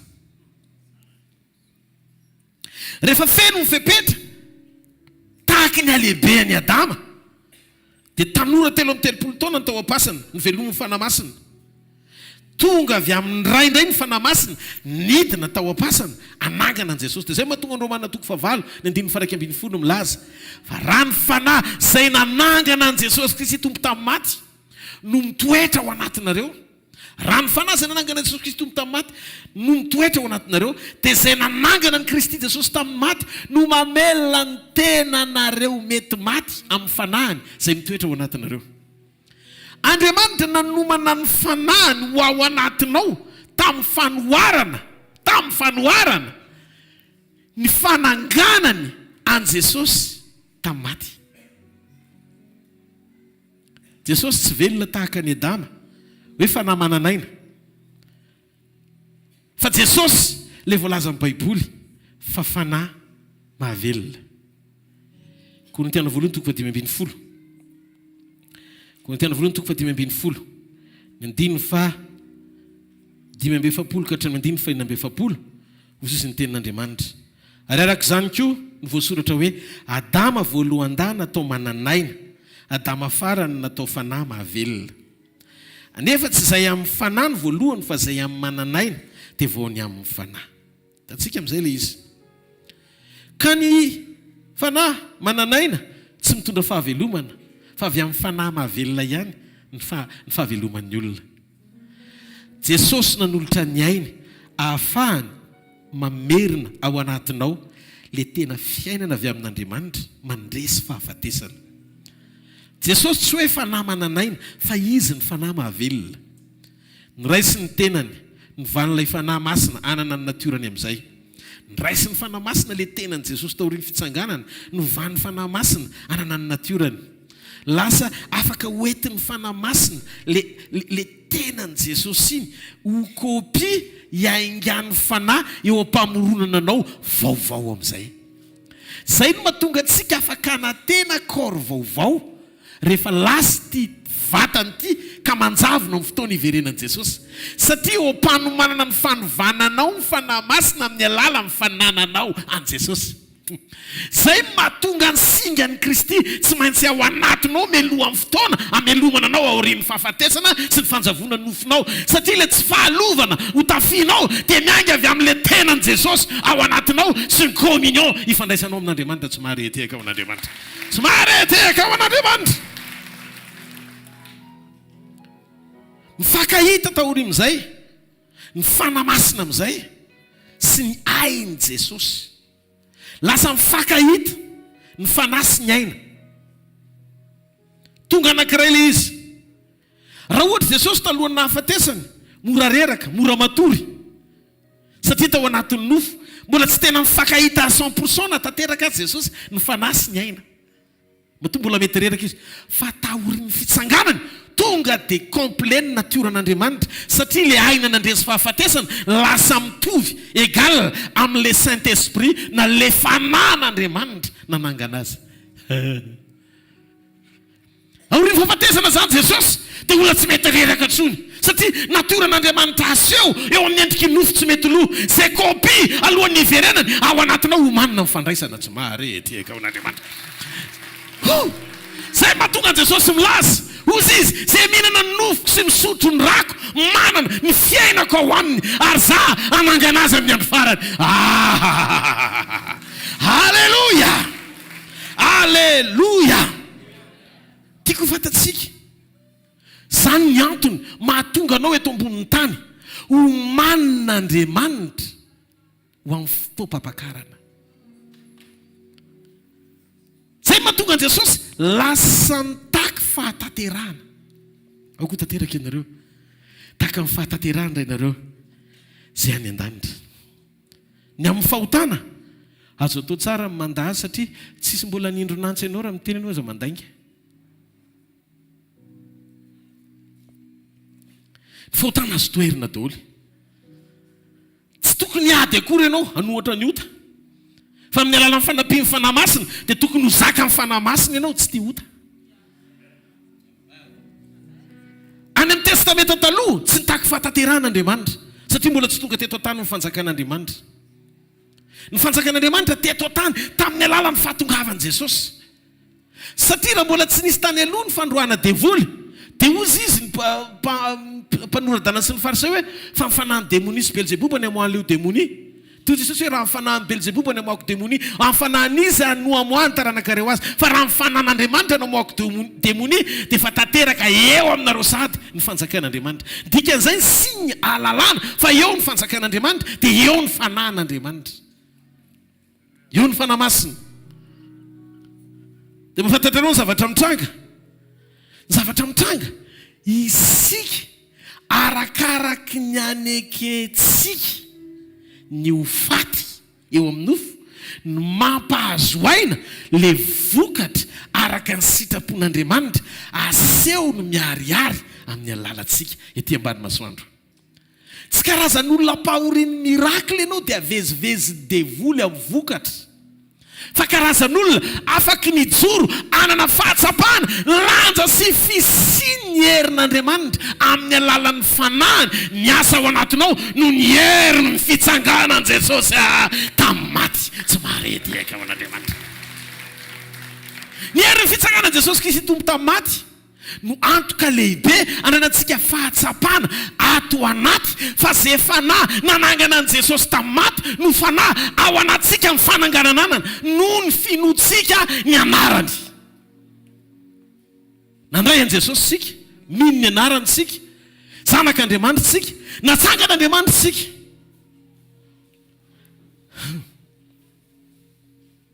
Rehefa mifankahita taorino fitsanganan Jesosy tamin'ny maty io ny fanahy masina sy ny ain'i Jesosy, lasa mitovy ny ain'i Jesosy sy ny fiainan' Jesosy tamin'ny fanahy masina feno fepetra dia tonga anankiray ny ainy sy ny fiainany. Nanjara lasa ohatrany hoe vatana fanahy ny tenan'i Jesosy. Zay vao mafeno ny fepetra no lazay Paoly hoe fanahy mahavelona izy. Ny apôstôly Paoly tena metraka fa Jesosy Kristy tompo dia nilaza azafady fa hoe raha tsy maty eo amin'ny tany ny vo, raha tsy maty eo amin'ny tany ny vo dia maninona ozy izy? Dia tsy avokatra izy. Paoly ny teny an'izay, non, Jesosy ny teny an'izay. Raha tsy maty eo amin'ny tany ozy izy ny vo dia tsy amokatra. Jona 4:20 ny andininy fa 4:20. Jona 4:20 ny andininy faha 4:20 amin'ny anaran'i Jesosy. Lazaiko aminao marina dia marina tokoa, raha tsy latsaka eo amin'ny tany ny voambary ka maty dia mitoetra foana izy, fa raha maty kosa izy dia avokatra be. Zany hoe zavatra tiany tompo lazaina zany hoe tetsotra ohatry ny voambary anankiray tsika. Rehefa natsiple izy ao amin'ny tany dia zao lasa maty le izy raha eo amin'le sa zany. Maty le vo mitsimoka, ary rehefa mitsimoka le vo dia lasa hazo, satria tsy ny vo no mamokatra fa ny hazo no mamokatra. Zany hoe aorian'ny fahafatesany vao tonga any amin'le dimension na dingana avo kokoa amin'ny antom-pisiny ilana azy le vo amoaka ny fahatsarana ao anatiny, aorianany fanekeny ho faty. Zay no mahatsara ny fiainanao, tsy afafy eo amin'ny toerana mahafinaritra tonga no tsy ova fa komforna vo, fa afafy any amina sa tena mapety ny fahalovanao mba hatonga anao ho azo. Io no mahatsara ny teny mpanisina mba hahafaty ianao eo amin'ny nofo, satria rehefa maty eo amin'ny nofo ianao mahazo ain'Andriamanitra miseho amin'ny alalanao. Tsika tsy natao angataka mba hotronon'Andriamanitra fa mananjo hotronona, satria Jesosy ny teny za momba anao mandrakariva mba raha-patonga fataperana zao tontolo zao. Ataovy amen. Tsika tsy natao hitaraina mba hahafahan'Andriamanitra miasa hitantsika vokatra, satria amin'ny alalan'ny fanahy masina tena nositra tsika amin'ny herin'ny Andriamanitra ahafahantsika manatanteraka an'izany ao anaty fanampiny tanteraka. Fa tsika mila tonga saina manaiky ho faty, satria arakaraka ny fahaloavan'ny vo mahaingana sy mahafangana ny fanirian'ny azo.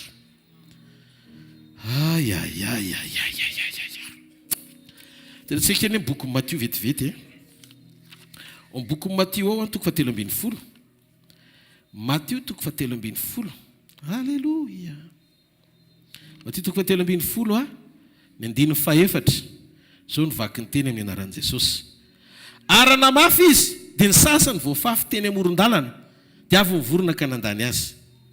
Dia jerentsika ny andininy fa 1:30 ka hatramin'ny andininy fa 2:30. Ozy izy ny ten'Andriamanitra. Ary nanao fanoharana afaka ho tamin'izy ka nanao hoe ny fanjakana lanitra dia tahaka ny voatsinapy izay nalain'ny olona ka nafafy ny tany atsahany. Fa kely noho ny vorehetra izy, kanefa rehefa naniry dia lehibe noho ny anana ka tonga hazo dia avy ny voromanidina ka nitoetra eo amin'ny rantsany. Jenareo tsara, fa ilay anankiray nafafy teny amoron-dalana, tsy nitsimoka fa ilay vorona tokony akasasatra eo amin'ny rantsany lasa ninana azy. Fa rehefa lasa hazo izy, satria nanaiky ho faty teny an-tsaha, dia lasa hazo midoroboka, izay vorona tokony hinana azy lasa nitsahatra teo aminy. Na ianao lany na ianao fitsarana.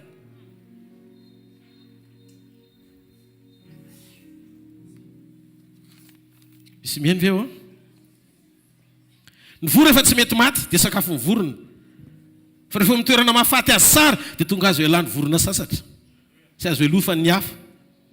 ny ilainao tsy toerana mamelona anao eny amoron-dalana fa toerana mamono anao eny an-tsaha. Zany no mahatsara ny afatra manitsy mamono anao eo amin'ny nofo fa tsy afatra mamelona anao eo amin'ny nofo satria miafina ao ambadiky ny fahanekena ho faty ny fahavokaranao ara-panahy.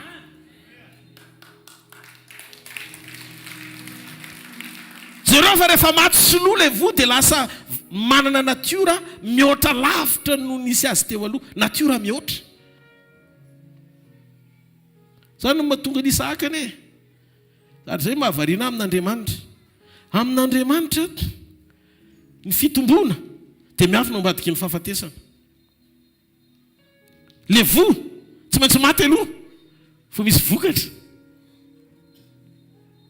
Isaka tsy maintsy natolotra aloha fa tonga ray ny firenena maro i Abrahama. Ao amin'Andriamanitra mahavariana fa tsy mitovy mifandipatra amin'ny kajy ny tany. Ny kajy ny tany mametraka ny fampitomboana ao anatin'ny fahaiza manao manitatra ny zavatra eny am-pelantanana. Fa ao amin'Andriamanitra ny fampitomboana mianga avy amin'ny fizarana, division. Famatika ny division sy ny multiplication. Mofo dimy sasany rano roa zaraina indray na voky olona tsomo dimy arivo dia nitobaka be. Dikan'izany ny olona faran'izay isehoan'Andriamanitra amin'ilay endrika tena mahizy azy dia izay olona manaiky ho fantson'Andriamanitra ho fitaovana eo am-pelantanany anaraka ny kajiny. Raha mbola tsy manaiky tsika ho fantson'Andriamanitra, zay mahatonga ny tompony teny zay miany ainy no avery azy. Fa zay mahafohy ny ainy no ny amiko ny azo azy. Tsy migagné ao anaty calcul ianao amin'ny fomba fisainanao hoe amin'ny fomba hoana ny atafavoakanao. Fandandray ao anaty fitsorana sy fahatiantoka manaiky amin'ny fo tia mizara no ahitanao ny tanany. Amin'Andriamanitra tsy ny zavatra omena ny zava-dehibe fa ny fo-panome. Tsy mahare tehaka ao an'Andriamanitra. Zany natonga an'Andriamanitra zanany lahatokana tsy maintsy nomeny Jesosy. Ary rehefa nomeny Jesosy dia hozy izy sy atoka telo amin'ny dimapolo ny andininy fahafolo azo taranaka maro amin'izay izy. Taorian'ny fahafatesan'i Jesosy dia lasa zanaky ny famonjena daholo tsika rehetrarehetrareto na tsy nanatrika nandevenana an' Jesosy aza sy ny fitsanganany hita maso. Satria amin'ny alalan'ny finoantsika amin'ny famonjena nateraka indrenao dia natsangan'Andriamanitra ho isan'ny ankonany na azo taranaka maro izy zany. Mafantatro hoe fa Joseph ane rehefa lasa andevo tany Egypte dia neverin'i Jakoba hoe maty izy. Satria ny lambany no fenon'ny rahalahany raha naseho ny rainy amin'ny tany azy. Dia nitomany izy toy ny namoy anaka fa ka le zanany velona tany ambadimbadika tany. Ohatr'izay mihitsy Andriamanitra rehefa nafoy an'i Jakoba. Rehefa nafoy an'i Joseph Jakoba dia ohatr'izay mihitsy. Ohatry ny vonafafy Joseph. Zareo fa nanjary ny jinja tany Egypte ray manontolo Jakoba sy ny taranany. Vao tonga tany Egypte Joseph dia nanjary nanome voninahitra ny Jakoba Farao. Ny antony satria sakrifisy avy amin'ny Jakoba ho an'i Egypte Joseph. Areto ny tiako atongavana ny masamihafa ny atao hoe martyr sy ny sakrifisy. Amin'izao toko fahafolo ny andiny fahavalambinifolo vakio tsara fa Jesosy nilaza fa za manam-pahefana ny olotra ny haiko. Maty zany ho faty. Dia za kosa izy manana fahefana aka azy indray. Alleluia. Jauna toko fahafolo izay ny andininy fahavalambinifolo. Tsy misy manaisitra ny haiko amiko fa ny tenako ihany manolotra azy. Manana fahefana nolotra azy ary manana fahefana aka azy. Zany didy zany ho azoko avy amin'ny raiko. Hitretinareo hoe vao miresaka Jesosy sy ny rainy dia mipetraka ny confiance hoe za raha ho faty aza dia alefako aloha dia avy indray alaiko indray. Dia za dia teny aminareo. Zareo fa rehefa tonga ny olona isambotra an'i Jesosy ao amin'ny jaona toko fahavalambinifolo ny andiny fahadimy ka hatramin'ny andiny fahaenina. Jaona toko fahavalambinifolo ny andiny fahadimy ka hatramin'ny andiny fahaenina. Dia jenareo hoe zavatra mitrango eo. Ary eo namaly azy hoe Jesosy avy any Nazareta dia hoy izy taminy izao no izy. ary teo koa Jodasy le namadika azy dia ndiny fahenina ary raha Jesosy vao nilaza hoe zao no izy dia nianitra ianao ka lavo amin'ny tany amin'ny fomba ahoana ny isamboranao olo loatra zany présentation raha tsy zakanao fa fisamborana autorisé vo mety voasambotra zany olona zany satria zany rôle Jesosy Kristy avy any Nazareta zany rôle zany halleloja ary zany nreharehantsika mandra-piverina andao itetanana mafy be ao anazy halleloja tsy azonao samborony zany ary mazava be ny teniny fa tsy nety maty mihitsy izy raha tsy izy mihitsy ny nanolotra ny tenany nasiana vinaingitra nyriatana mafy ny fantsiana fa tsy mety afaka mihitsy ny eny raha tsy izy ny tena atolotra eo an-tananao amin'izay mifanako zay amin'ny manolotra azy ayayay desaka zany izy mianaka raha tonga olombelona ianao dia zao raha manaiky ianao ny amonjo ny olona amin'ny endriky ny fanetretena zay le miafina zay ny endriky ny fanetretenanao anaiky olombelona dia zao zanako vitanao manolotra an'io fa omeko anao ny hery ahafahanao koa mamerina ny ainao rehefa avy eo dia ozy Jesosy zay ataonareo rehetrarehetra zay ataonareo fa nididy azoko avy amin'ny raiko za manam-pahefana nolotra ny haiko dia za koa manam-pahefana mahaka azy indray ayaya hitako izy ny tsy tafotohana dia ozy tsy mahafantatra ny tokony ataony le tolony reto fa fantany hoe lalana atonga azy ho any amin'ilay fahafatesana sy amonjena ny olona ny natonga azy nanaiky ho faty satria izy ny nanaiky fa tsy hoe reo nanery azy ka nanao izay fomba ahafatesany eno ene raha ohatra ka niterena ny fahafatesany Jesosy teny am-pelatana ampandringana maty martyr izy satria tsy maty martyr izy fa izy ny nanaiky ho faty tondra ny fahotantsika vo nety maty izy sakrifisy ny nataony zavatra nataony Jesosy tsy maty martyr izy fa sakrifisy ho atsika izy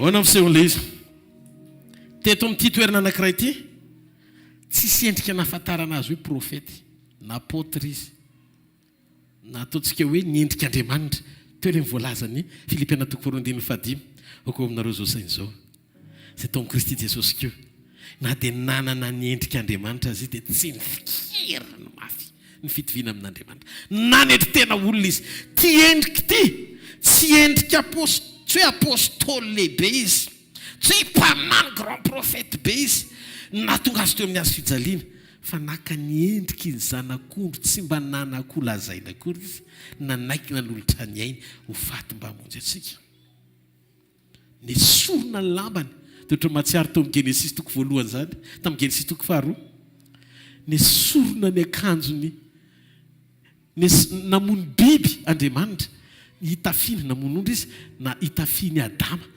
lasa ny tafy volombiby izy fa nesorona le ahatra mora malazo sy avy amin'ny ezaka tiany Adama nampenana ny henatra sy ny tanjaka teo mason'ny olona iny dia zay koa ny esorona ny lamban'i Jesosy mba hahafahan'ny olombelona rehetra mitafy azy kozy izy ny ten'Andriamanitra hitafio Jesosy Kristy ary aza mianofo atateraka amin'ny filamy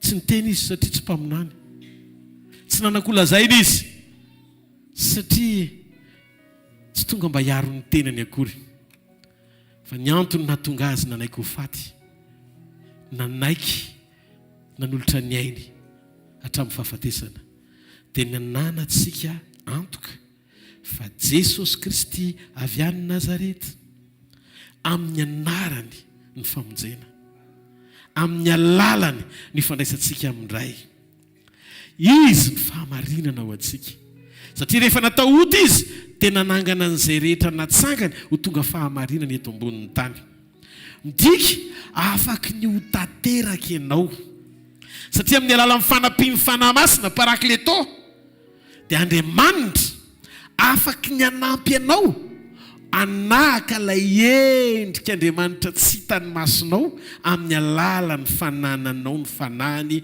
ao anatinao alleloia mila fantatsika rehefa tonga ny fanahy masina nidina teo amin'ny tenan'i Jesosy maty amelazany fanahy masina dia zao ny zavatra mitranga namelan'le maty izy ho tonga fiainana amin'izay. dia paoly ny teny io fanahy io koa ny ao anatinareo noho izany raha maty ny tokantranonao ho velomin'Andriamanitra izany. Raha maty na ny fananao azy afaka manavo ny fanoloran-tena ianao hananganan'Andriamanitra anao vaovao indray. Raha maty ny asanao, raha maty ny vatanao, raha maty ny ankonanao, eny raha maty na mety misy fahafatesana ra-panahy eo amin'izay nateraka ao dia teteny aminao mpanangana amin'ny fanamasin'Andriamanitra.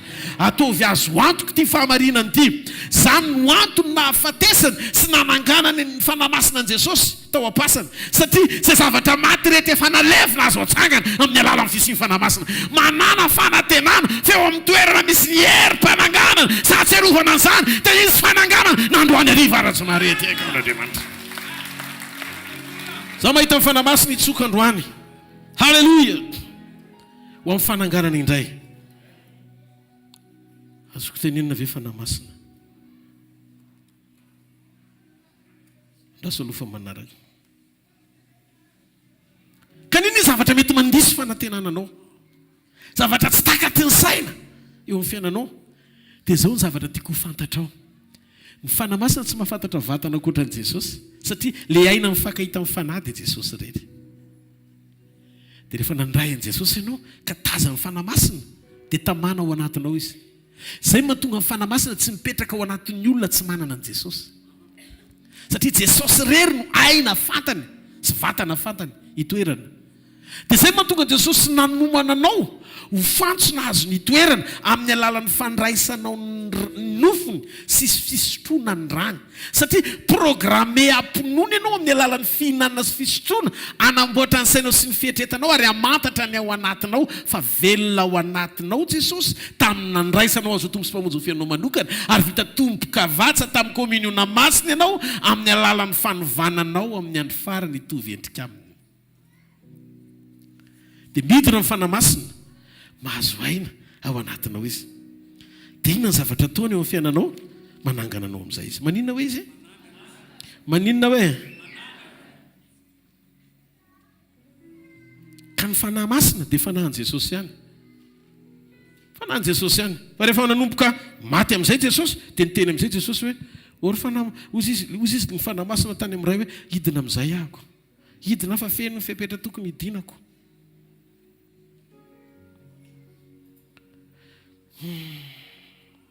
Tsika mila mahavita mampitombo sy misedra dia ny ety ambonin'ny tany ny taha-pahavelomanao ara-panahy sy ny fahafatesanao ara-nofo. Manekeny ho faty eo amin'ny nofo fa arakaraky ny alala ny fahafatesanao, rehefa tena lalina ny fahafatesanao eo amin'ny nofo dia aseho amin'ny voninahitra kokoa ny fitsanganana amin'ny maty. Rehefa tonga ny fotoana nahafatesan'i Jesosy dia tia tonga ny rehetra ho Jerosalema. Dia izy natsanga amin'ny voalohany natsanga ny loha Lazarosy. Dia jenareo fa mitombo be ny popularité, be dia be ny jiosy tonga nitsangana tamin'ny maty Jesosy, alleluia, nitsangana tamin'ny maty Lazarosy.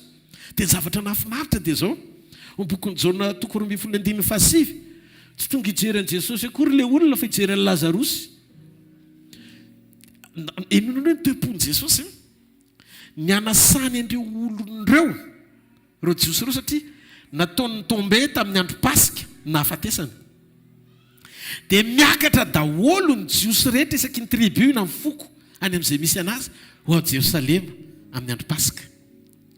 Dia zao Lazarosy nitsangana nazy voninahitra eo ambony latabatra satria tonga hijery an'i Lazarosy le olona Lazarosy nitsangana tamin'ny maty. Fa inona ny tanjon'i Jesosy? Ny tanjon'i Jesosy, Lazarosy dia raina fa velona.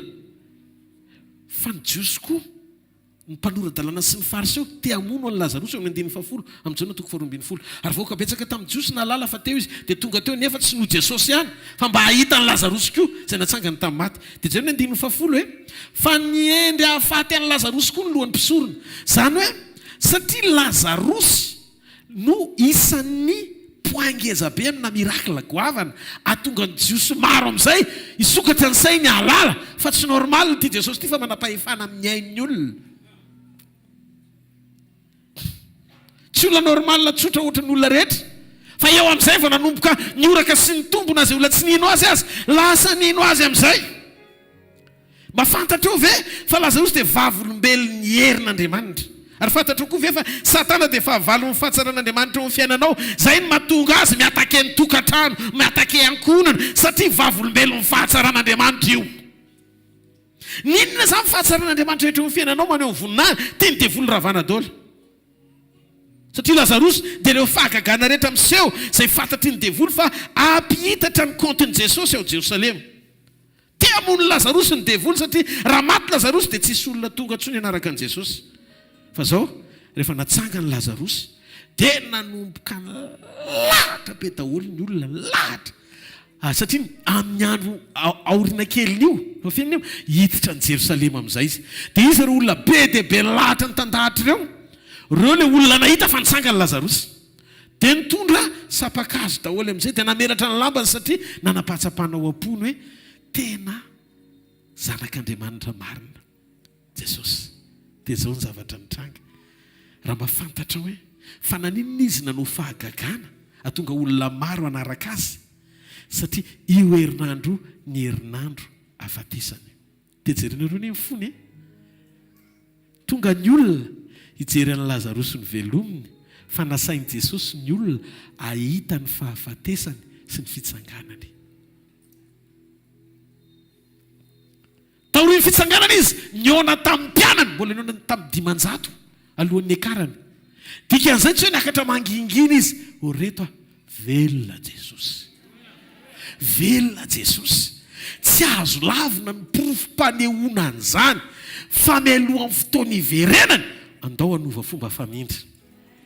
Andao tsika anaiky ho faty eo amin'ny omboy tsara ny nofo.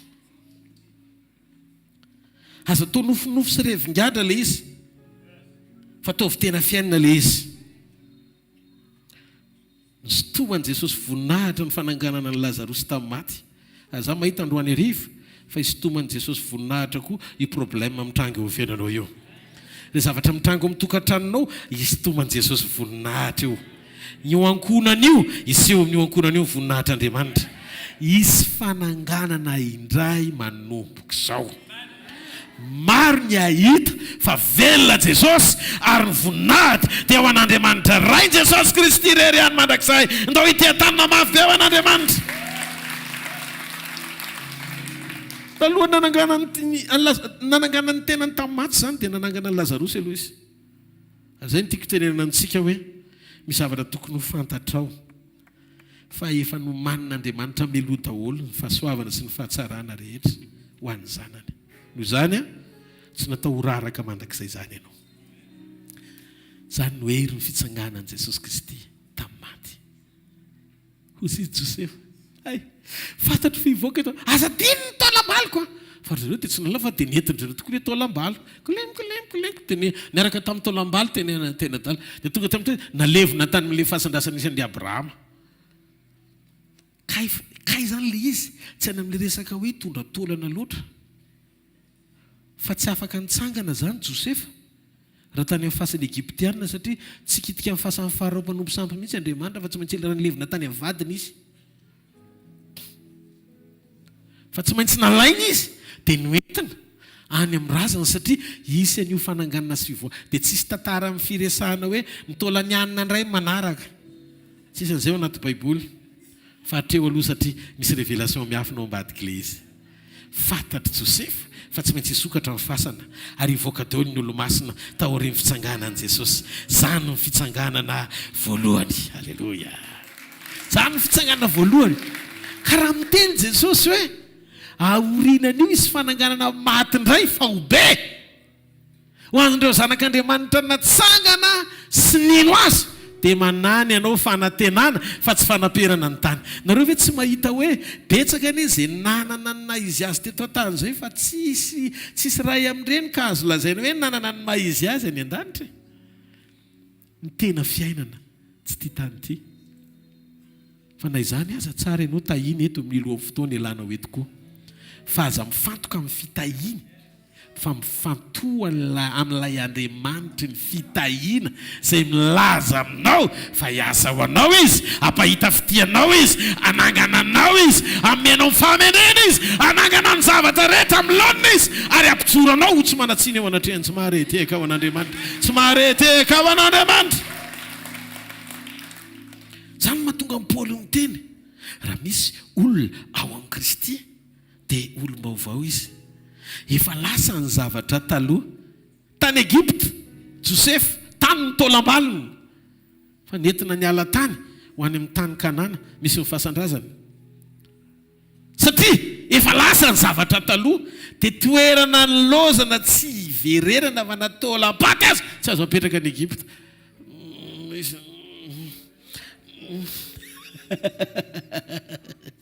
Lasa zavatra taloha noho izany endriky ny fandrosoana ara-panahy, tsy misy fiverenan-dalana fa adala zay verina n'izay efa nanesorana azy na zay efa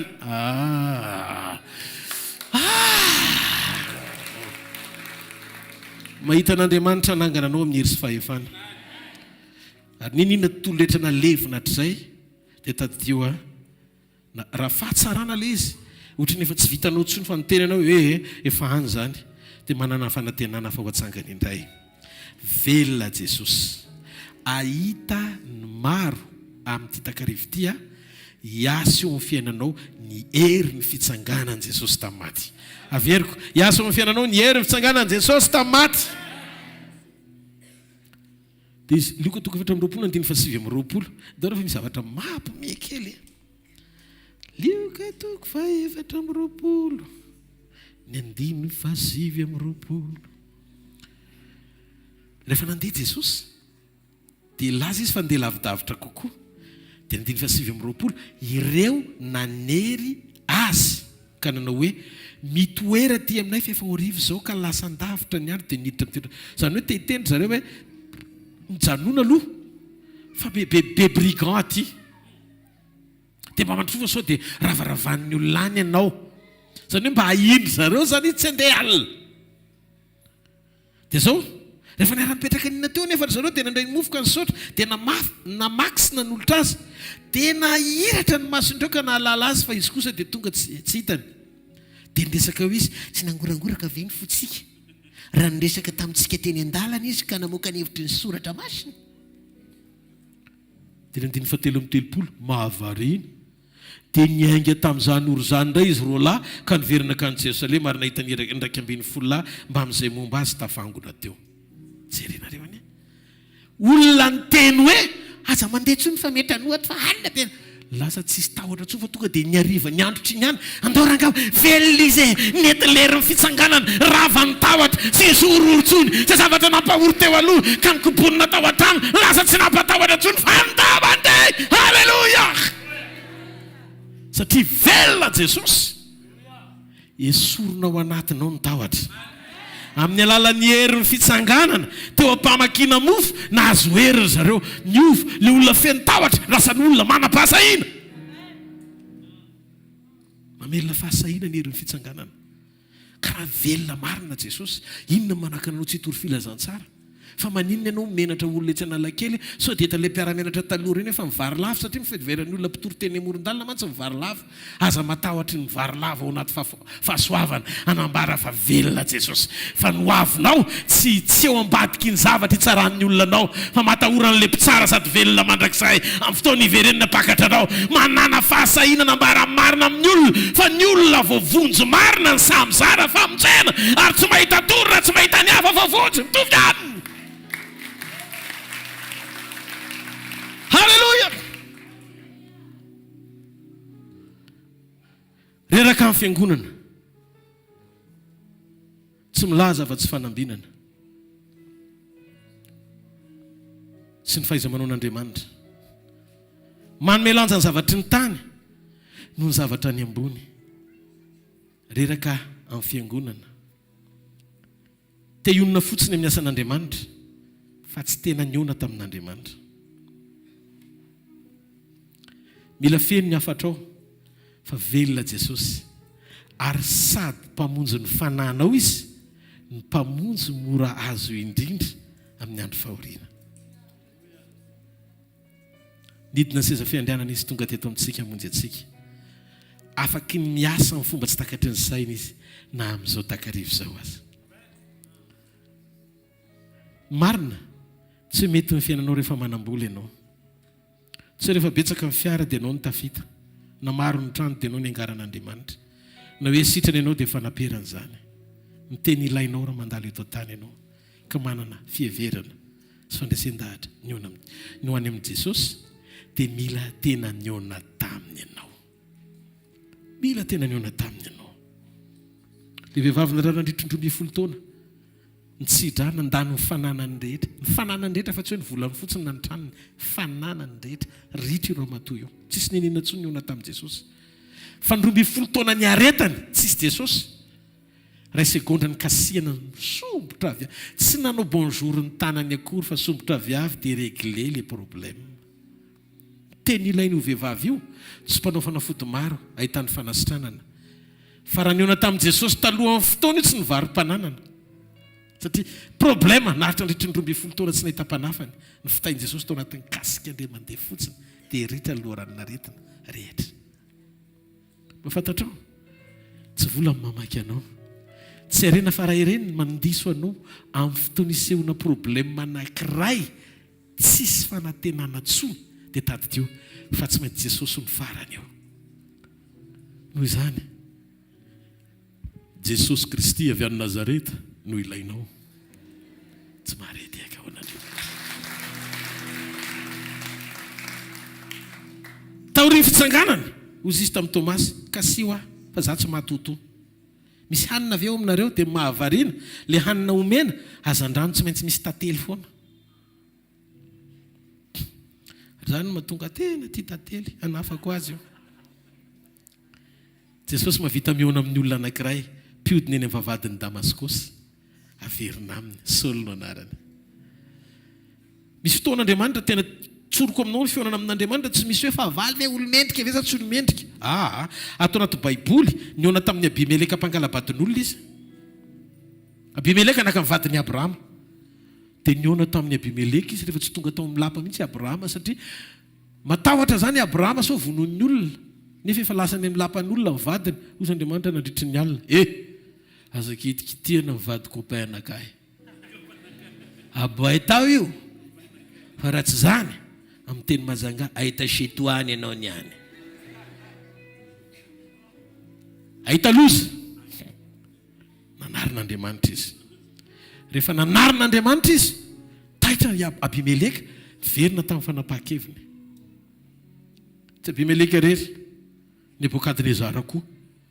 Mpanompo sampy mpanangana sary olona volamena mihitsy iondrehan'ny olona rehetra ao Babilôna.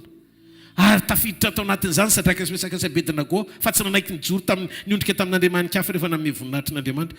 Izy telo lahy tsy nahita n'ilay zanak'Andriamanitra, fa le fahavalona nipy azy no napahitana amin'ny masony hoe io Andriamanitra. Ka mifanotrona tsy voatery ianao ny ahita azy.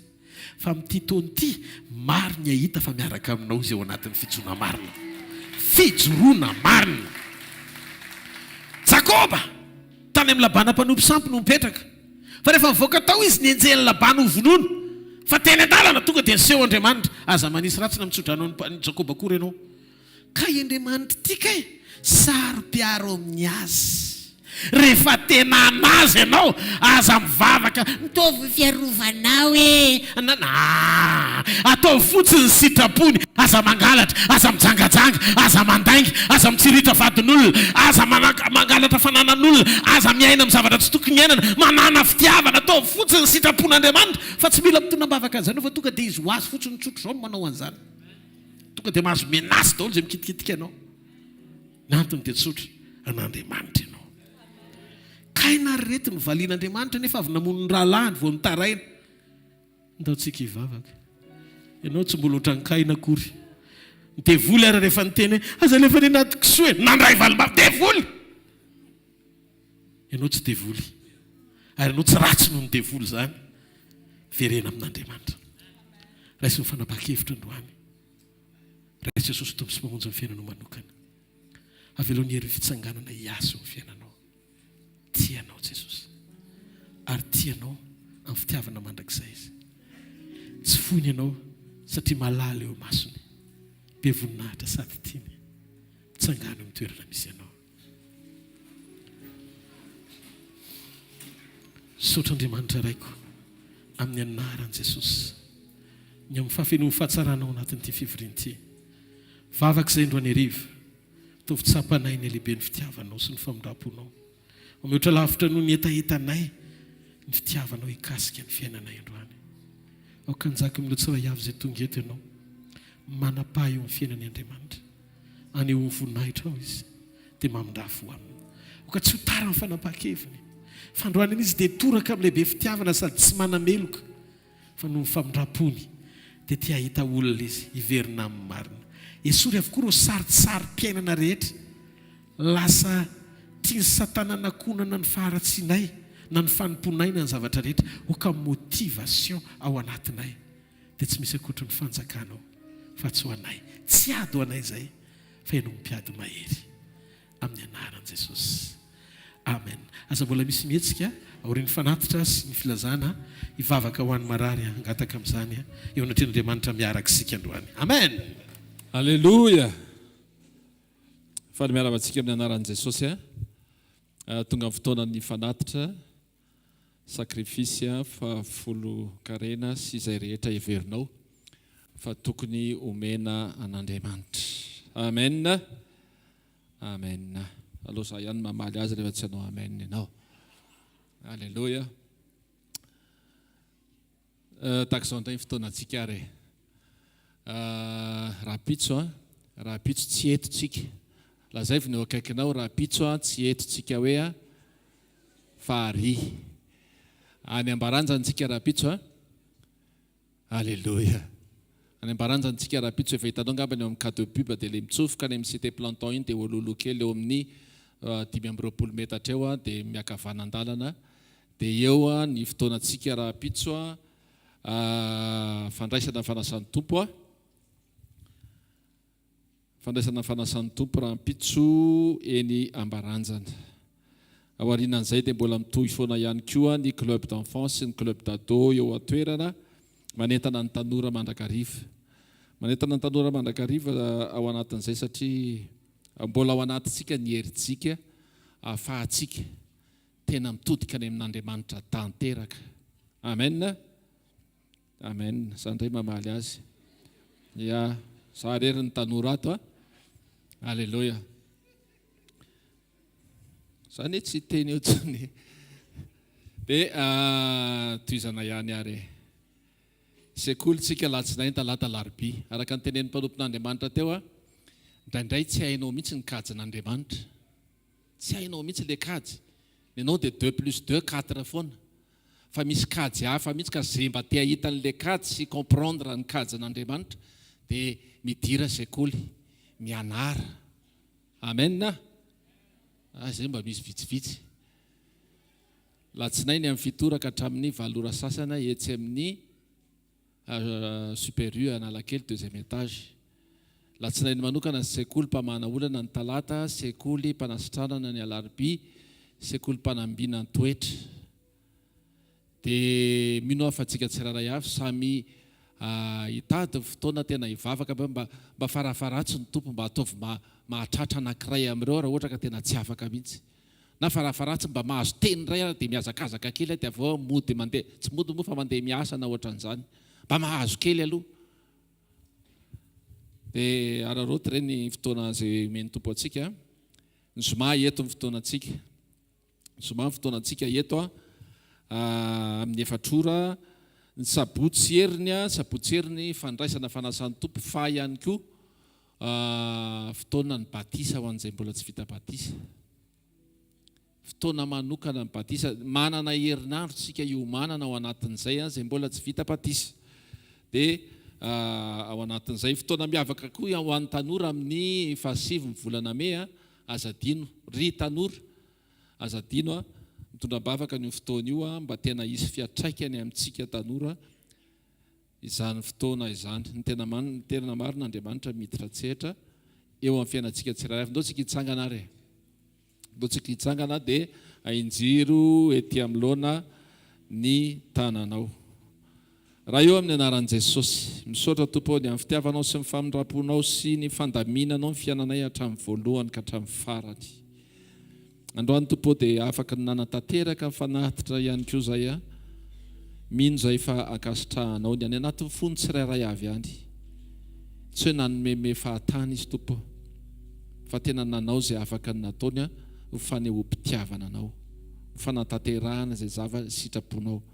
Dia makasitraka ray tahiny tsirairay mba tsy hisy ho diso anjara amin'ilay fanotronanao. Amin'ny anaran'i Jesosy, amen. Andao tsika teka mafy voninahitry ny Tompo. Alleluia.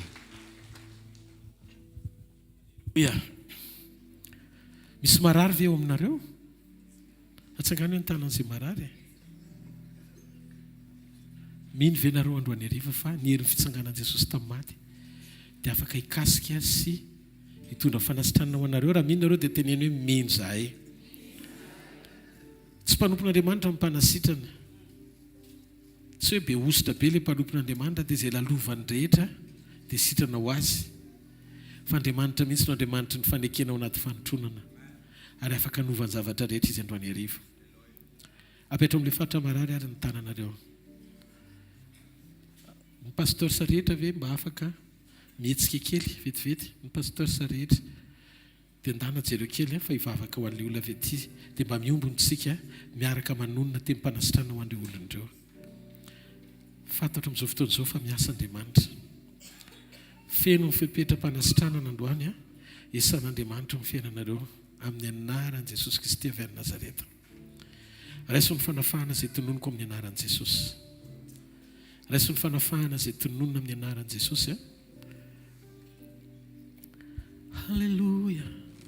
Sitrano tsirairay avy Andriamanitra. Sitrano tsirairay avy Andriamanitra. Tiaka ianao hanonona ny anaran'i Jesosy androany. Ianao tenanao mihitsy ny hanonona ny anaran'i Jesosy. Teneny Jesosy androany vonjeo Andriamanitra. Sitrano amin'izao fotoana izao. Asehoany voninahitra eo amin'ny fiainako. Fantatro fa raha ny zanaka ny manafaka dia afaka tokoa. Ary ianao ny hariva, ny amin'ny finoana ny anaran'i Jesosy sy ny asa famonjena vitan'i Jesosy, tononoko amin'ny fiainanao amin'ny fanasitranana izao. Raisa amin'ny fanasitranana izany amin'ny anara maherin' Jesosy Kristy avy any Nazareta. Raisa amin'ny anaran'i Jesosy, fanamasonao mesa mahery androany. Maneho ny voninahitra eo amin'ny tsirairay avy. Nanakonfirme eo amin'ny fametrahantany pasteur isany izay eo zany tonga dia efa mba mandraindraikitra ny anaran'i Jesosy avy any Nazareta. Sitrana amin'ny rofy, sitrana amin'ny rofy rehetra, aoko afaka amin'izao fotoana izao na fivitosana, na hoe sofina mareniny zany, na aretina zany, na fanaintainana zany amin'ity takarivo ity, mitompo-panasitrana anafaka anao. Raha izany no famindrapon'Andriamanitra sy ny fahasoavany amin'ny anara maherin' Jesosy. Ninona olanao koa androany, sedrainy tsirairay avy izay tonga eto. Andriamanitra hiditra tsehatra maha olana anao any amin'izay toerana rehetra andehananao amin'ny anaran'i Jesosy. Dia hitoetra sy hamaly eny amin'izany toerana izany ny fanafana izay tononona miaraka eto amin'ny anara maherin' Jesosy avy any Nazareta. Raiso ny fanasitranana amin'ny anaran'i Jesosy. Mandomy soran'Andriamanitra amin'ny fonao manontolo, soran'Andriamanitra amin'ny fonao manontolo, sora azy amin'ny fonao manontolo. Halleluja. Sotra Jesosy, sotra ny amin'ny fanafahana. Sady jereo fa miasa Andriamanitra. Maivany ianao zao afaka ianao zao tanteraka amin'ny fanasitrananao amin'ny anara maherin' Jesosy Kristy avy any Nazareta. Ho fafany amin'ny lanitra ny tanao dia misora azy amin'ny fonao manontolo. Halleluja. Sotra Jesosy ho anao ny fakasitrahana mandrakizay. Amen. Dia amen. Dao itetanina mafy be ho an'Andriamanitra. Ataovatra izao ny tanan'izay olona tsapa eo na sitran'Andriamanitra sy ny kasihany izy ataovy ambony tsara. Hoe tena nikasika anao Andriamanitra, rena hoe sitrana. Afaka nareo? Alleluia. Mba meo kely micro ery zareo vetivety any amin'ny toerana misy anazy tsy makatelo fa eo fotsiny. Eo fotsiny. Tiana hoeno hoe inona ny zavatra nitranga. Zangano hoe ilay tanana azafady Tompo. Inona ny zavatra nataon'i Jesosy? Zavatra nataon'i Jesosy no fiainako dia zahay zany somary hoe olona somary ohatran'ny hoe misy olona mitinitiny marary na ohatran'izany dia ohatran'ny hoe le foko mienregistré an'izy foana dia fo zany tena ohatran'ny hoe marary raha sorana an'izy dia fo zany marary. io ny agakako amin'ny Jesosy foana hoe sikana Andriamanitra, sikany Jesosy. Na eno ilay konkretio hoe fisaranany Jesosy tamin'ny herimaty. Jesosy ai Jesosy nanarana laza rosika ao am-pasana dia mino ai Jesosy koa manasikana anako aloha. Mino efa sara amin'izao, efa sarako ny eko hoe mimaivamaivana. Alleluia. Dia tatikoatra mbola misy. Angakaingana hoe pasteur, angakaingana. Somary angakaingana kely fa metraka tsodrano fa efa somary arivotsika. Ya. Voninahitra ho an'i Jesosy fa za zany tsy haiko semaine maromaro nararinify dia isan'andro ilay izy manaikitra ao dia za mipetraka eto io fa manomboka manao an'izao indray dia makarikaroka poketra hoe sao dia ato ilay fanafody kely asitroko ao dia tsy ao dia tamin'ilay vavaka teo moa dia efa tonga dia nijanona ilay izy Voninahitra ho an'i Jesosy. An'Andriamanitra. Alleluia. Voninahitra ho an'i Jesosy fa nanomboka tamin'ny talata hariva mivalahako tato narary dia sahirana be foana rehefa mipetraka dia teo nandramako fa tsy naninona tsony ilay izy fanafahana. Voninahitra ho an'Andriamanitra. Voninahitra ho an'i Jesosy fa lohaliko marary be foana dia ilay mipetrahana tanana teo dia afaka ilay izy. Voninahitra ho an'Andriamanitra.